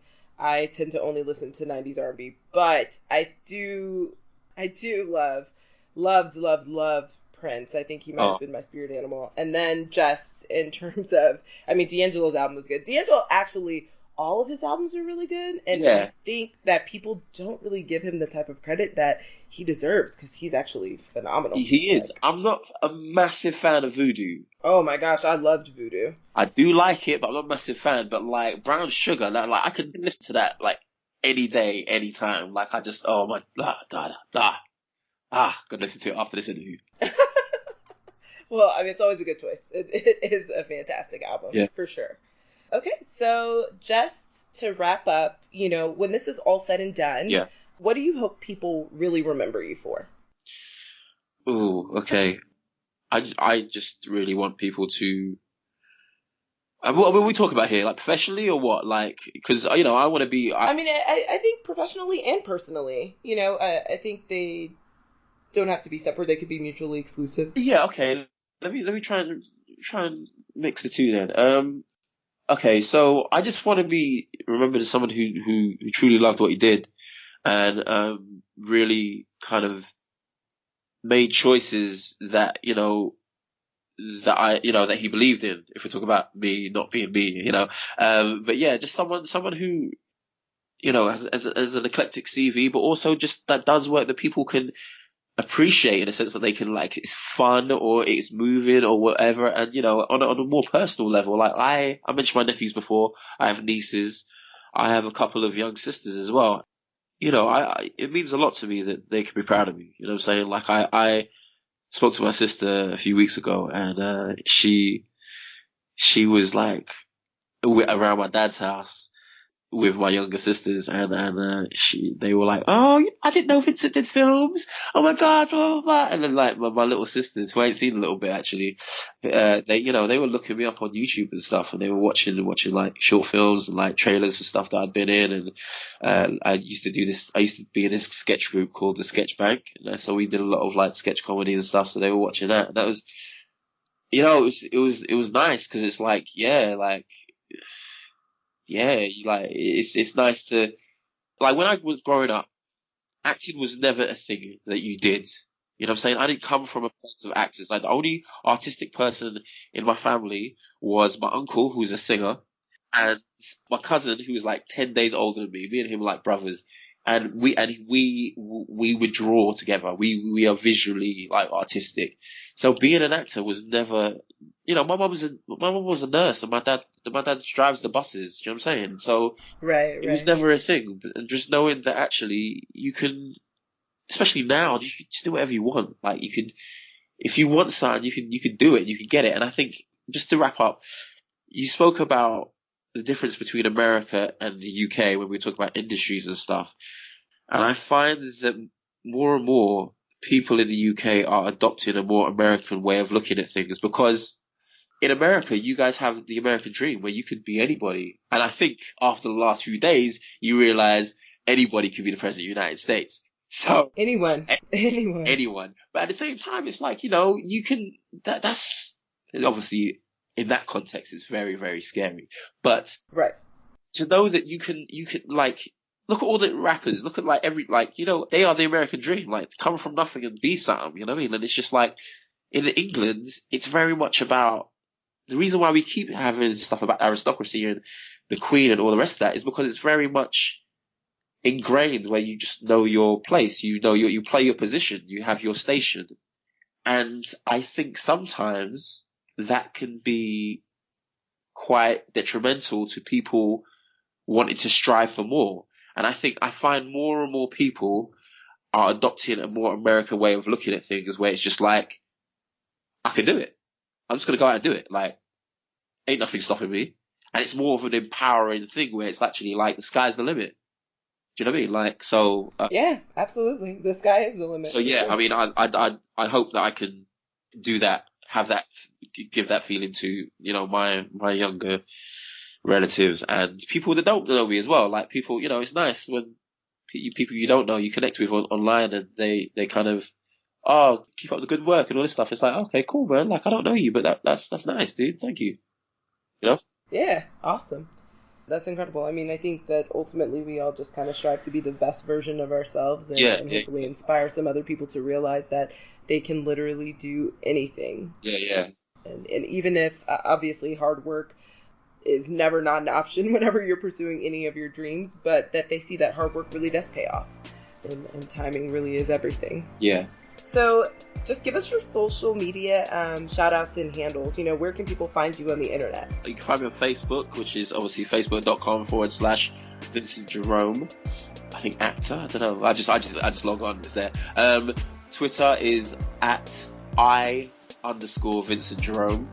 And Instagram is @Vincent_Jerome. So, yeah, that's everything. Okay, perfect. Thank you again so much for doing this interview. It's been a pleasure. Thank you very much for having me on. I'm going to let you get on with the rest of your day. Thanks. Have a great day too. You too. Catch you later. Bye. Bye. In our final segment, Jacqueline, Joi, and Leo discuss the 2016 film Moonlight. It's a drama film written and directed by Barry Jenkins, with a story by Terrell Alvin McCraney, and stars Trevante Rhodes, Andre Holland, Janelle Monáe, Ashton Sanders, Gerald Jerome, Naomi Harris, and Mahershala Ali.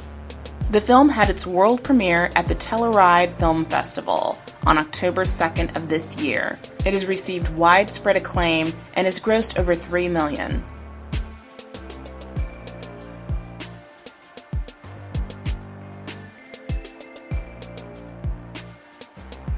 I'm Jacqueline, and I'm here with Miss Joi and Mr. Leo, and we're here to talk about the film Moonlight, which is, I mean, we're doing it because this film is just absolutely amazing. So this is the film from Barry Jenkins, and we've all seen it, and let's chat about it. So how you guys doing? Good, how are you? Yeah, good. Chilling. Awesome. Chilling.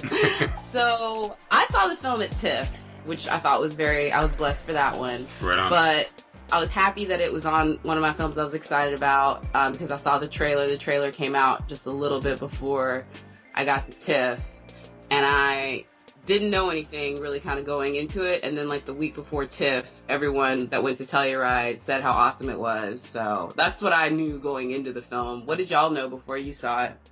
I actually didn't watch the trailer. This year in particular, as Jacqueline, you already know, we were kind of preparing for TIFF and whatnot. I didn't end up going, but we were talking about it. But there was a list of Black films that I wanted to see that weren't quote unquote like mainstream films, more indie films that I was able to see throughout the year. I saw The Fits at a random art studio house in New York. I never got to see Kicks, but I'm going to buy the DVD to watch it. And Moonlight was another one of those Black indie films that I had an interest in seeing this year. Some of my friends were like, yeah, it looks like a good movie. I never watched any of the trailers, so I just wanted to be surprised. And I definitely was surprised, and we'll go more into it, but it was a wonderful experience. They had a early release for New York and LA, so I saw it earlier than the wide release that it received, and I enjoyed it overall. Yeah, just to comment on the trailer, the trailer is like one of those like important things where it doesn't really give you like contextual information. It's actually, I think the trailer is very similar to the film. Like the only trailer in recent memory, it has a kind of Terrence Malick thing overall in the trailer, but the trailer that I most compare it to is, I don't know if you guys have seen Before Night Falls with Javier Bardem, which was like with the biopic about Reinaldo Arenas, the Cuban poet. Yeah. That trailer was similarly, it was like, it had like this like sound and fury, but it was silent. There were like no words shared. You couldn't hear anybody speaking. And you were just like, I don't know what this is, but this is probably going to be damn special. Like you just get that feeling, you know? Like that whole, the imagery in it with look, I was just like, that was so much. And that was just a look, right? Yeah, and I didn't know what that look meant, but I knew that look was important. And I was like, I want to know what's about that look. So let's talk about the film. So it's Barry Jenkins. This is his sophomore film. It was 8 years in between this and his first film. And he cast Naomi Harris, Mahershala Ali, Janelle Monáe, and these three newcomers to play the central character, Sharon. And, I don't know, man. I first of all, when I was sitting through the film, I was really like excited about the way the casting worked out, because I was a little skeptical about Joelle Monet, and she killed it to me. I was really... You know what's weird? When I saw it in the theater, like, in the previews to that, I think were 2 other Janelle Monáe movies. So it's like, oh, it's just started. Now this is like her little jump off, but it's like, you're going to see a lot more of her. Yeah. Janelle Monáe and Mahershala Ali in particular, they're having good 2016. Because they're like the only ones that are having good 2016. Very good 2016 in terms of films, because, you know, obviously Janelle's in this film, she'll be in Hidden Figures, that comes out around Christmas time. Yep. Mahershala was in Kicks, which is one of the black indie films I mentioned before. This, obviously he was on Luke Cage. They're just having good years, man, and they both did very well. I was pleasantly surprised by Janelle Monáe and how any of you who have ever seen Janelle Monáe live, or like even seen her on any type of video of her performing, she's just a ball of manic energy in a good way. Yeah. And the way she was very toned down in this film, I was surprisingly impressed. So it made me even more excited about seeing Hidden Figures. I was going to see it anyway, but I was even more excited to see it. Yeah, no, and we could talk about Hidden Figures. We're about to drop a video about that because we got to see clips from it in TIFF, but yeah, she surprised me because there's just not a lot of characters in the film, first of all. You have the 3 characters that are playing Sharon, and then you basically have these 3 other characters, and that's kind of really it. I mean, 4, you know, and that's including Andre Holland's character through all 3 parts of his life as well. So it's very strange to think that, you know, she had such a big part in the film and did so well because, I've seen her as a musician. She confessed to us when we were at TIFF, she's actually a classically trained actress, and that's what she started off with. She switched to music. Yeah, I was totally shocked by that. But it shows, right? You can't walk onto your first movie and kill it like this without acting classes and like knowing what to do. At least she's not like Common. This could have been way worse. I was gonna say, like, you know, this wasn't like May Seagray's pop up in Training Day, where it's like give her a couple lines, let her do her thing, she's popular now, okay, let's get her out of here. You know, this is not. I mean, yeah, that's what I thought it was gonna be. Same. Yeah, we all did, but she did a wonderful job. I mean, and even though I love Janelle, but the other actors and actresses as well, man, Naomi Harris, I was not expecting that performance at all. I just wasn't expecting it because the usual Naomi Harris roles that I've seen is a lot less like evil, like a lot less crazy. And so to see her in this completely different like headspace was really enjoyable to see. And then also like the young actors. I think I read that the young actors who played, and I'm blanking on the main character's name. Sharon. What is Sharon? Yeah. Thank you. Yeah, the 3 actors who played Sharon, they weren't allowed to communicate with each other. I read, I think. They weren't actually, it wasn't like they could see each other do what they were doing, and they were just kind of acting without any knowledge of what the other 2 actors were doing. And with that, like, it still worked wonderfully overall. Like, all of the actors did an amazing job playing the same character. That has to be Barry Jenkins, though, because there's mannerisms in each one of those characters that I, like, pointed out. I was like, oh, he's doing that same, like, head turn and, like, the way that he looks at people. They have the same exact eyes. When they, like, show certain expression in the eyes in all 3 acts, I was like, my God, it's the same person. Or the way they eat dinner. Yeah, God. They align that really meaningfully. And it's so 2 things I definitely want to talk about. One is the mom, which I want to talk about second because I feel like there's a lot to say about that character, and also in terms of how critics are viewing that character. The other thing was like what you were talking about Janelle Monáe's presence in that. Like, she wasn't this ball of manic energy in the role. And I think that overall the film, you know, if there are many single words you could use to describe it, I would say restraint is like a big one. The film is very restrained, very like, it's almost like it starts off focusing on you know, the child version of Sharon, Little. And like Little has this, you know, there's like this like solemn gravity to him, to everything he does, everything he is, to his silence.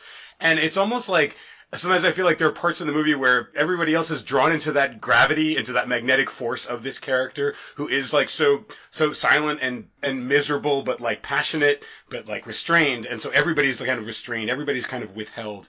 This is like a movie, obviously, that the script is very lean. This is not like a text heavy film. It's almost like about these meaningful gazes like the ones revealed in the trailer. So yeah, I feel like I haven't really seen, I haven't really seen a film with this much restraint in a minute. And maybe I don't pursue those types of movies, but the way that this one works, where everything is so rich but so quiet, was really interesting. Yeah, being the indie film girl junkie that I am, I will admit that these types of films I gravitate for. But even in the indie world, I will admit it's hard to make what I would consider a non-narrative film. And when I say that, not a lot happens. There's not a rising arc the way you feel like, you Right. meet something, conflict, resolution, right? Right. So there's not that, but it is very compelling as far as the story that is told. And one thing I will say, we could talk about Naomi Harris. First of all, Homegirl filmed this in 3 days in between a press junket. Can we just please understand that she came with it? And I know you're going to talk about, her character, because she didn't want to take the role. Mm-hmm. Like, she had to get convinced by Barry Jenkins to take the role, because quite astutely she said, like, look, we've seen the crack addict mom. Like, it's been there, done that. I don't really feel the need to do this. It's just not what I want to do. And to her brilliance and to the script's brilliance, they took that very, at this point, cut and dry archetype and, stereotype, and they just, to me, that seemed so fresh. And I've seen all those other ones, the abusive mothers of, Mr. and Pete, Precious, they go on and on. It's just so fresh in this one. Like, the empathy and the, danger in her are both so real. Well, if you think about it, a lot of the general stereotypes that this film kind of confronts, they kind of flip on the side of their head, because Mahershala Ali's character is a drug dealer, but he's an empathetic drug dealer. He's a moralistic, sympathetic, yeah. So the fact that you even have that stereotype of a drug dealer taking a young boy under his wing, and he actually cares for him and actually respects his girlfriend, and they have an understanding of what he does, but the girlfriend is, someone who cares about Chiron even after. Is this spoiler? Can we say spoilers? Yeah, no, I think spoiler light is lit. Yeah. Oh yeah, even after Mahershala's character dies. Do you love the way they did that? They didn't even call it out. They just said, I haven't seen you since the funeral, and you're like, oh, love that.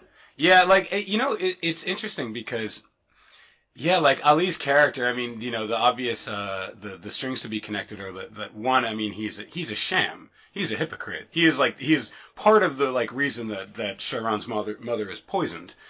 But he is presented as, he's somebody who has this, this married home life that's, utterly divorced from, what's happening on the corners or in the trap. It's just a separate world. So he is kind of bullshit, and yet he is this, super important and educational presence in Chiron's life. The dinner scene in Act 1, one of my favorite scenes in a movie of this year. And, the theater that I was in was just, stone silent, during that period. And, so much is told about Ali's character, who you don't get a ton of, really. You just get a bit of him. You get a bit of, the kind of making of his fabric. That's part of what the film is that, people are, the characters are imperfect. And critics, I think, have levied some, accusations on that with Naomi Harris's mom, with the archetype that you're talking about.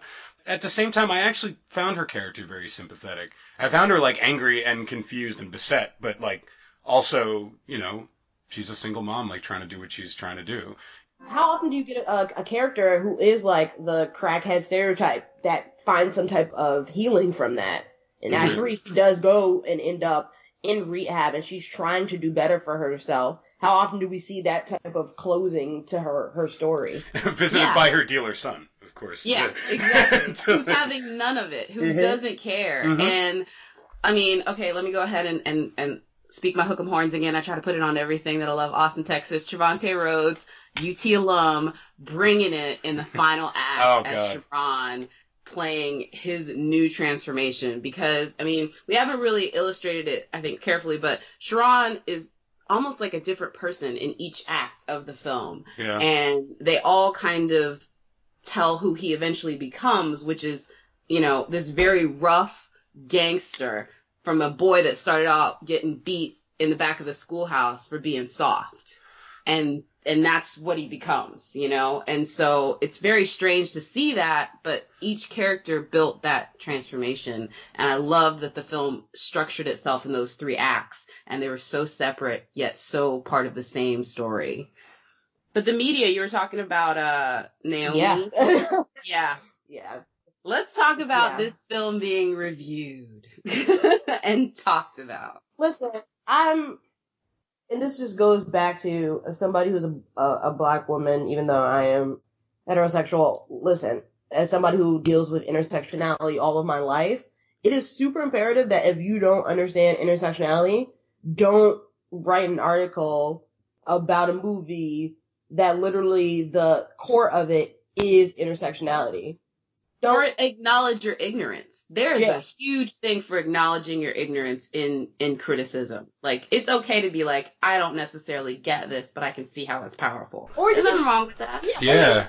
Performances on how powerful they were. It has nothing to do with the focus of the film is about a boy who, and a lot of people are saying that it's a story about being black and gay, which I don't know if that's necessarily true. I think I don't agree with that at all. Yeah, go ahead. I don't think so because, like, one, he never characterizes himself as such, and if you are within the queer spectrum, like, it's perfectly okay for you to classify yourself as however you see fit. That matters, but he never identifies himself as such. He's more like on the questioning or queer spectrum overall. So calling it just like a black gay film isn't really accurate. That's too reductive. I totally agree. What I loved about it. It's a coming of age story and a complete, like, a man becoming something that you wouldn't expect, but it's also a love story. That was the part of the movie that just killed me, was that I didn't realize until the 3rd act. It's like, oh, this is just a beautiful love story. It's about a man becoming who he is, but it's really about love and his love of Kevin. And that was, I don't know, man. It moved me so much. Carrying on to your point about, like, is the film about homosexuality? I mean, invariably it is. But it's also, maybe even more importantly, just about, like, a black man who wants love. Like, he doesn't know what that love is. He's not like, it's not like he lusted after Ali when he was a kid, or he looked at the men in his school with, like, longing. Like, that's not there. That's not in the movie. It's just that he wants love. He doesn't even, like, know or care to classify what that is. He did think he recognized it, and he recognized it in the form of someone who would end up being his aggressor, which is, like, the tragedy of it. I almost feel like that's beyond discrete labeling. Like, it's kind of unnecessary. You can call it that because it has, like, you know, depictions of sexual connection between 2 male characters, but that doesn't have to be, like, the last word on the film or what the film's trying to say or communicate. Absolutely, like, if I agree. Yeah, if you just took the parallels differently, if this was a heterosexual story and it was 2 people that weren't supposed to fall in love and they had the Mean Girls moment in the hall, this is like the gangster version of that. I hate to make it so whatever, but I mean, like, seriously, like, it's so simplistic, but when you turn, because that is to me accurate of how those things go down. They're not talked about. They're not going to be explicitly stated, but they are going to have the same, you know, results in a lot of ways, you know. But I think it goes back to your original point about this film overall is very restrained, because it could have been so easy to make it like a message type of movie. Right. And it's so simple in how it just depicts, to your point, Leo, someone who's just trying to find love. And unfortunately, he found love in the wrong place in Act 2 with somebody who was an aggressor to him, and he felt so heartbroken from it. But in Act 3, multiple years separated from each other, they're able to, like, rekindle that love again now that they're older and wiser and they're trying to find themselves. And so, and Andre Holland's character pretty much being like, this ain't you, man. Like, I know you. This is not who you are. That's like really, I mean, that's like essentially, that is love. Like, being able to, like, penetrate, like, someone's armor or someone's illusion. And like, that, you know, I mean, that leads me to question, like, so, is it that cut and dry? Like, did Andre Holland's character call him because he just was in love with him? I almost felt like, you know, they're so cagey with each other in Act 3. Like, you know, they first kind of encounter each other. There's all this, they're kind of like pacing around and, like, you know, metaphorically speaking.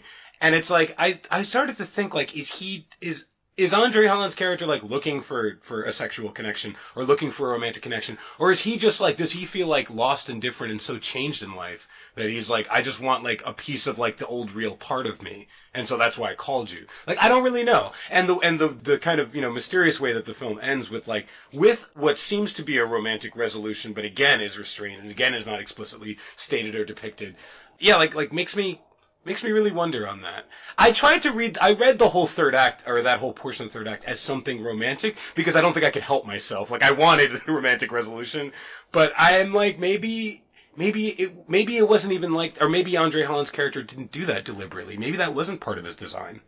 Well, see, this is where I would argue back, just because you don't get a happy ending doesn't mean it wasn't a love story, to me. Right. And love is not always on the sense of romantic. They could have been a more friendship or healing love. Like, I always thought that Andre Holland's character calling Chiron in was him trying to find some type of redemption. He just came back from prison. He came back from prison a little longer than Travante's character, Chiron, did. He's working as a cook. He now has a kid. He was separated from the kid for a while. I think it's a lot of him trying to grow up and own up and man up into responsibility. I think it was him trying to find some redemption. But even the last scene, I kind of viewed it as romantic, but then I had to like circle back and think about it when I got home, because this film made me think and cry in multiple times. Wow. It made me sit and wonder. It was like, that's more of an embrace I would give like one of my best friends who's a woman, and I don't have any romantic or sexual feelings towards them, but that was an embrace that I could recognize when a friend of mine is feeling hurt. So is it even challenging us saying like, well, because it's two men embracing in this way, it must be something romantic? Or like, I felt like it was in a way challenged to see what does the audience think and what is their perception of that type of bond or like closeness. Right. I mean, that's true. I'm gonna I read too many romance novels. I was like, I'm not gonna be happy. I'm driven to that, but I don't know if that's me. I don't know if that's just me bringing my stuff to it. This is the deal. I know that is my outlook on life, because again, I read too many romance novels, right. And I know that I will find the joy and the love and everything, but I do recognize that it was left ambiguous, and I like the way that all three of us can see this film and see that final moment in a different way. And that just shows you the flipping brilliance of this movie.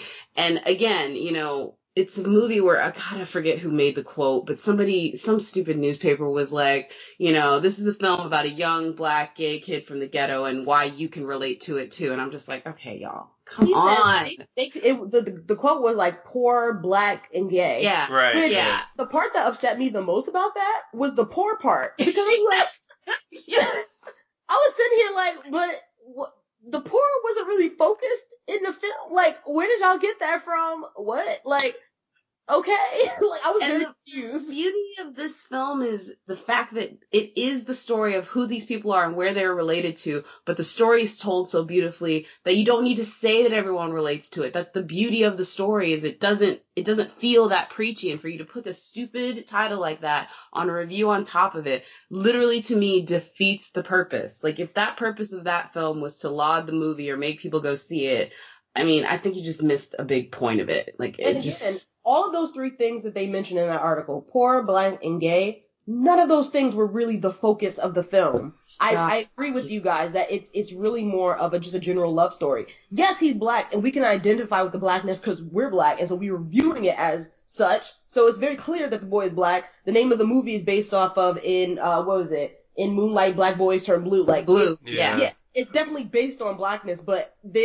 because it's an all-black cast, the way that they're acting and the story that they're telling, it's like secondary. We can visualize and we see it, obviously, but that's secondary. Even the gay and the queerness is kind of secondary to the story to me in a way, because it's more about a love story. The poorness, I don't know where they came from with that. That really they reached from the stars for that, because it wasn't explicit. I mean, it really wasn't. Out of all three of those, it was the least explicit on the poorness. But maybe because of how the housing styles were, or maybe in that nature, like they thought automatically it was poor because his mama was a crackhead, that they thought, he has to be poor. Like, it was just a lot of assumptions to a lot of the articles. And it's very clear that these people are, one, not black, two, not intersectional in any way, shape, or form. or 3 don't know what the hell they're talking about. So I would advise you to either A, sit this one out. There's plenty of other topics that you can write on. You might just want to pass this one out. So I will just tell you, this is an actual article that I'm working through right now because I push back on that because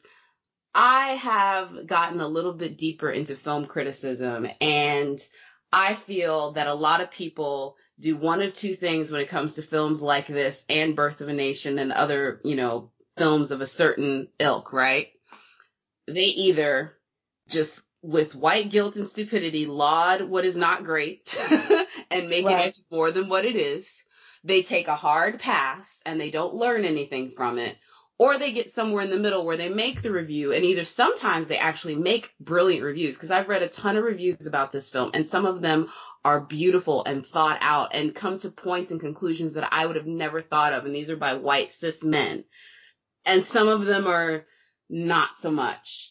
But I don't think telling them to take a hard pass is what we should do. I think what it is that they need to do a little bit more research than let me just sit down in my computer and write the first thing that comes into my head when you look at these types of films. Because I do that when I'm looking at a film that's outside of my, like this ain't me. You know what I mean? Like, if this is something I don't really know about, I do a little research and try to figure out a little bit more about the film than what, just beats out of my head. And I think that is where it is. It comes from an arrogance of critics to think that they just know.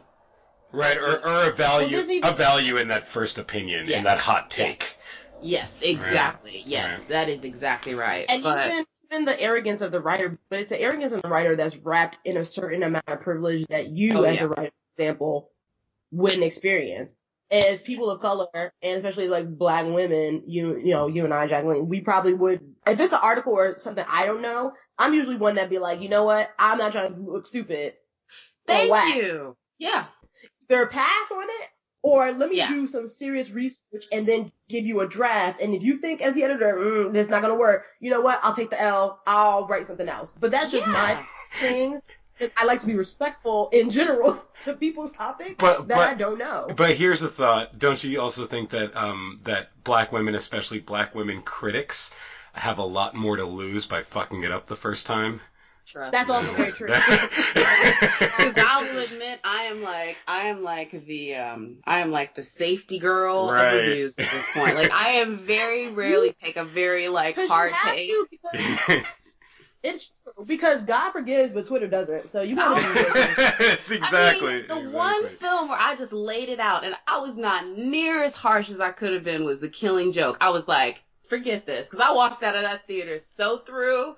That one you could have sunk your teeth into it, because you would have had just really white fan bros being mad, but everybody else was on the same page with you, like, girl, this is terrible. This is the deal. I would say I hit it hard, but I didn't beat it down like it should have been. And I still had them coming at me. I still had people coming at me. So that just goes to show you. And it doesn't make me scared.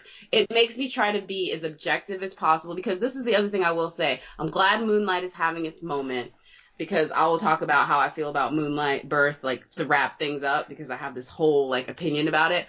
But I don't want to just comment on Black films. I want to comment on Bollywood films. I want to comment on Asian films. I just saw The Handmaiden, and I don't know about the Korean, Japanese invasion. And I was getting ready to write down about this film, and I'm like, let me read up on it. Yeah, I could give you a lot of notes on that, especially Korea. Seriously though, but that, for example, is something that differentiates certain critics. I knew that I did not know about the Japanese and Korean history. And so before I'm going to write this film, that although it is just a film, it has a lot to do with that, I should probably, check out a Wikipedia entry at least. Let's do a little bit of research here, but I don't think a lot of people do that. I think they just go in with this is what I think, and it comes off very ignorant. And we'll get there, but man, some people, what would help them? I want to mention just one last theme about the film and how you guys may have looked at it. I guess the theme that I'm not seeing pop up in a lot of places is that a lot of the film, you could say, is also about that young Black boys need role models. Young Black boys need Black men in their life who give them some form. It doesn't have to be fatherhood even. It doesn't have to be a direct parent. It can just be some kind of guidance. Because a lot of Sharon's journey, I feel echoes and honors Ali's presence in his life. from the point when he baptizes him, whatever you want to call it, which is like, I mean, just gorgeous, gorgeous, gorgeous scene. Another scene that like drew silence from the theater. It was absolutely beautiful. You know, this is like, he now has this frame to be aware of, to learn from, to aspire to. Did it help him and hurt him in his life? It did. It did both, I guess. There are some people who might say, well, you know, being a successful drug dealer is probably not like the great... Okay, maybe not. But at the same time, it didn't look like he was necessarily a violent predator, or that he went through a rough patch of juvie and then like emerged in this kind of makeup that relates to he this made man the in best his life. out of his situation. Let's be honest. Exactly. He did what he could. So I mean, that's I think a really powerful message, expressed message in the movie. It's that they need them. They need like black men to speak to them and to honor them so that they can be honored. I got that from the movie because it's like, yeah, like when Ali, perishes like off screen, he haunts the rest of the movie all the same. Yes. Yeah, there's a big theme of male kinship, friendship, mentorship in the film, more than I would have originally thought, which, yeah, that's a very good point, Leo. Joy, you got anything? I kind of viewed it more as more of black boys need figures, period, because I feel like a lot of what Chiron was missing in terms of his mother and her issues, he was getting more in an abundance from Janelle Monáe's character, and how even after Mahershala Ali's character passed away, she did, like, it wasn't just like, oh, this little boy that my husband or my boyfriend just brought along. She really formed a bond with Chiron and oftentimes gave him the home and the solace that he needed when his mother, even when Mahershala's character wasn't there and when his mother wasn't there. And so I saw it more of, no matter what gender or like what guidance or parent that there needs to be around, just a young black boy needs love, period. Yeah, we all need love. And like, you're right. I mean, it goes back to the thing. It's the love story. The one thing I will say is Moonlight is getting some of the heat that it so richly deserves. Because I walked out of TIFF, and if you ever go to a film festival, you see a lot of films. Some of them become a blur after a while. But I walked out of that film, and I said, it ain't going to win the Oscar, but it damn well should. Because that was the best film I've seen of 2016, and I see a lot of movies. La La Land is going to win because it's the big Hollywood movie that Hollywood loves. They're going to vote for it because it's pretty, and it is. And it's a great film. But this film, for as small as it was, and with the parts he had to work with, a limited budget, new actors, a very short filming schedule. The fact that they made this film is great. And then I look at, unfortunately, Birth of a Nation, the reason why people lauded it in Sundance is because, everybody was feeling white guilt on Oscars So White. I've said it before, and it's my firm opinion. That film is mediocre at best. The reason why I'm like, we need more black film critics. We need more people of color to have voices, because I ain't scared to say that movie was mediocre. And that's before we found out Nate Parker was a bastard. You know what I'm saying? Like, as a white journalist, you maybe don't feel that comfortable saying that. And I don't blame them, because you know what? It's probably true that they don't have necessarily perspective. But this film is getting the heat that it deserves. And the best part about it is I love the reviews where black and gay is not a part of it. It's just a beautiful movie that just happens to be black and have gay characters. And I flippin' love it. And I hope to God it wins the Oscar. That would be something. I don't know. I mean, after last year, after Oscar So White, like, they might just give it a gimme. I was thinking that too. I was like, they got new people in the Academy. Yeah. I think it has a better shot this year than it would have ever if it came out last year. Agreed. I also do think that it's getting a lot of praise universally. It's making pretty good money considering it's an indie film and it made a shitload on small release, like one of the biggest, I think, small release successes of the year. And a lot of people, including white folk, really love this movie. Additionally, if it doesn't get a nomination for any like picture or actor, it should at least get it for lighting, because my God, this film, I'm serious. Like it's the way the how it was filmed, the cinematic choices that Jenkins asked folks to do, or how he directed it, and music choices too. Remember the no sound music and like all of it. Yeah, I would say out of all of like the black quote unquote indie films that are coming out this year, I think Moonlight should get a nod. Birth of a Nation probably still might get a nod regardless. I don't know, but it might. But Moonlight should definitely get one. And then Fences, I haven't seen it yet, but a lot of people are like, yeah, you need to start engraving Viola. I mean, it's bringing in Viola, who she brings the action back with her and the receipt, baby. Viola, because Viola off the rip, I'm like, engrave her Oscar, get it ready because it's hers. But I think those are the 3 films that will get the look for next year's Oscars. I think those are the 3 Black films that we'll see up like there.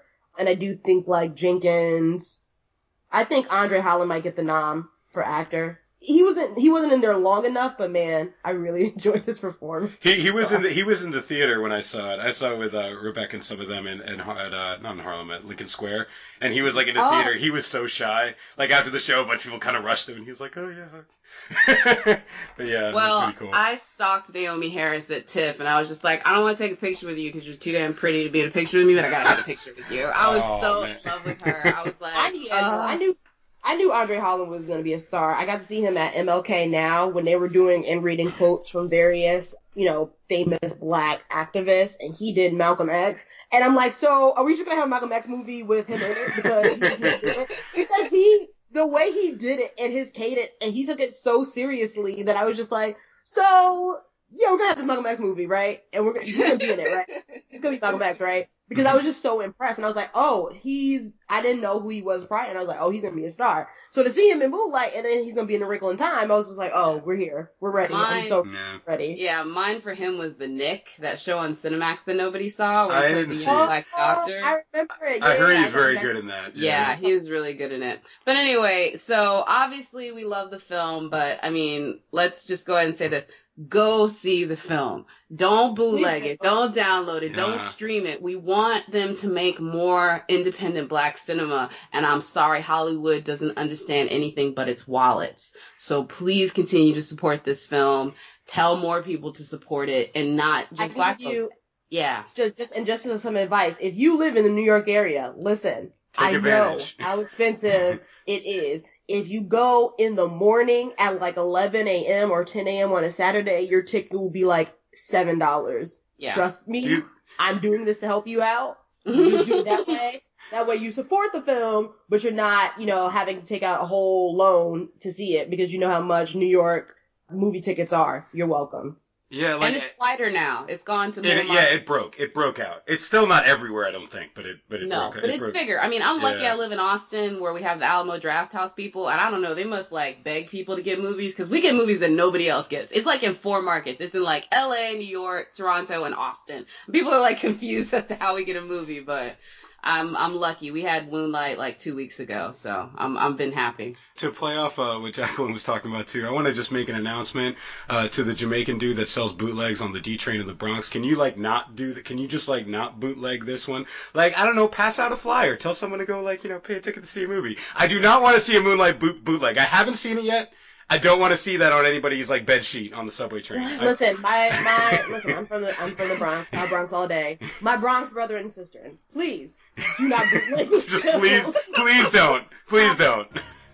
Y'all can bootleg Boo a Medea's Halloween. Get Doctor Strange. Do Doctor Strange. You can bootleg. It's fine. Just this one. Let's ease off this one. Oh, just kidding. No, seriously though. Thank you guys for chatting. So I'm Jacqueline. You guys can find me online at Miss Blurredess. That's MS Blurredess. And Leo, Joy, where can folks find you? You can get me at Leonardo EFF on Twitter, and I also do the bi-weekly Black Comics Chat podcast live on Twitter. You can find me at Jumped for Joy with the I, because all the cool Joys have eyes in their name. And you can find me nowhere else, because I pretty much do this. That's about it. The Black Girl Nerds podcast is produced by Jamie Broadnax. Various episodes are edited by Jamie Broadnax, M.R. Daniel, and John Bauer. The opening theme song to our show is written and performed by Samus. Various instrumentals are performed by Samus, Sky Blue, and Shubzilla. You can find episodes of the Black Girl Nerds podcast on iTunes, SoundCloud, Google Play Music, Stitcher, Spreaker, and Spotify.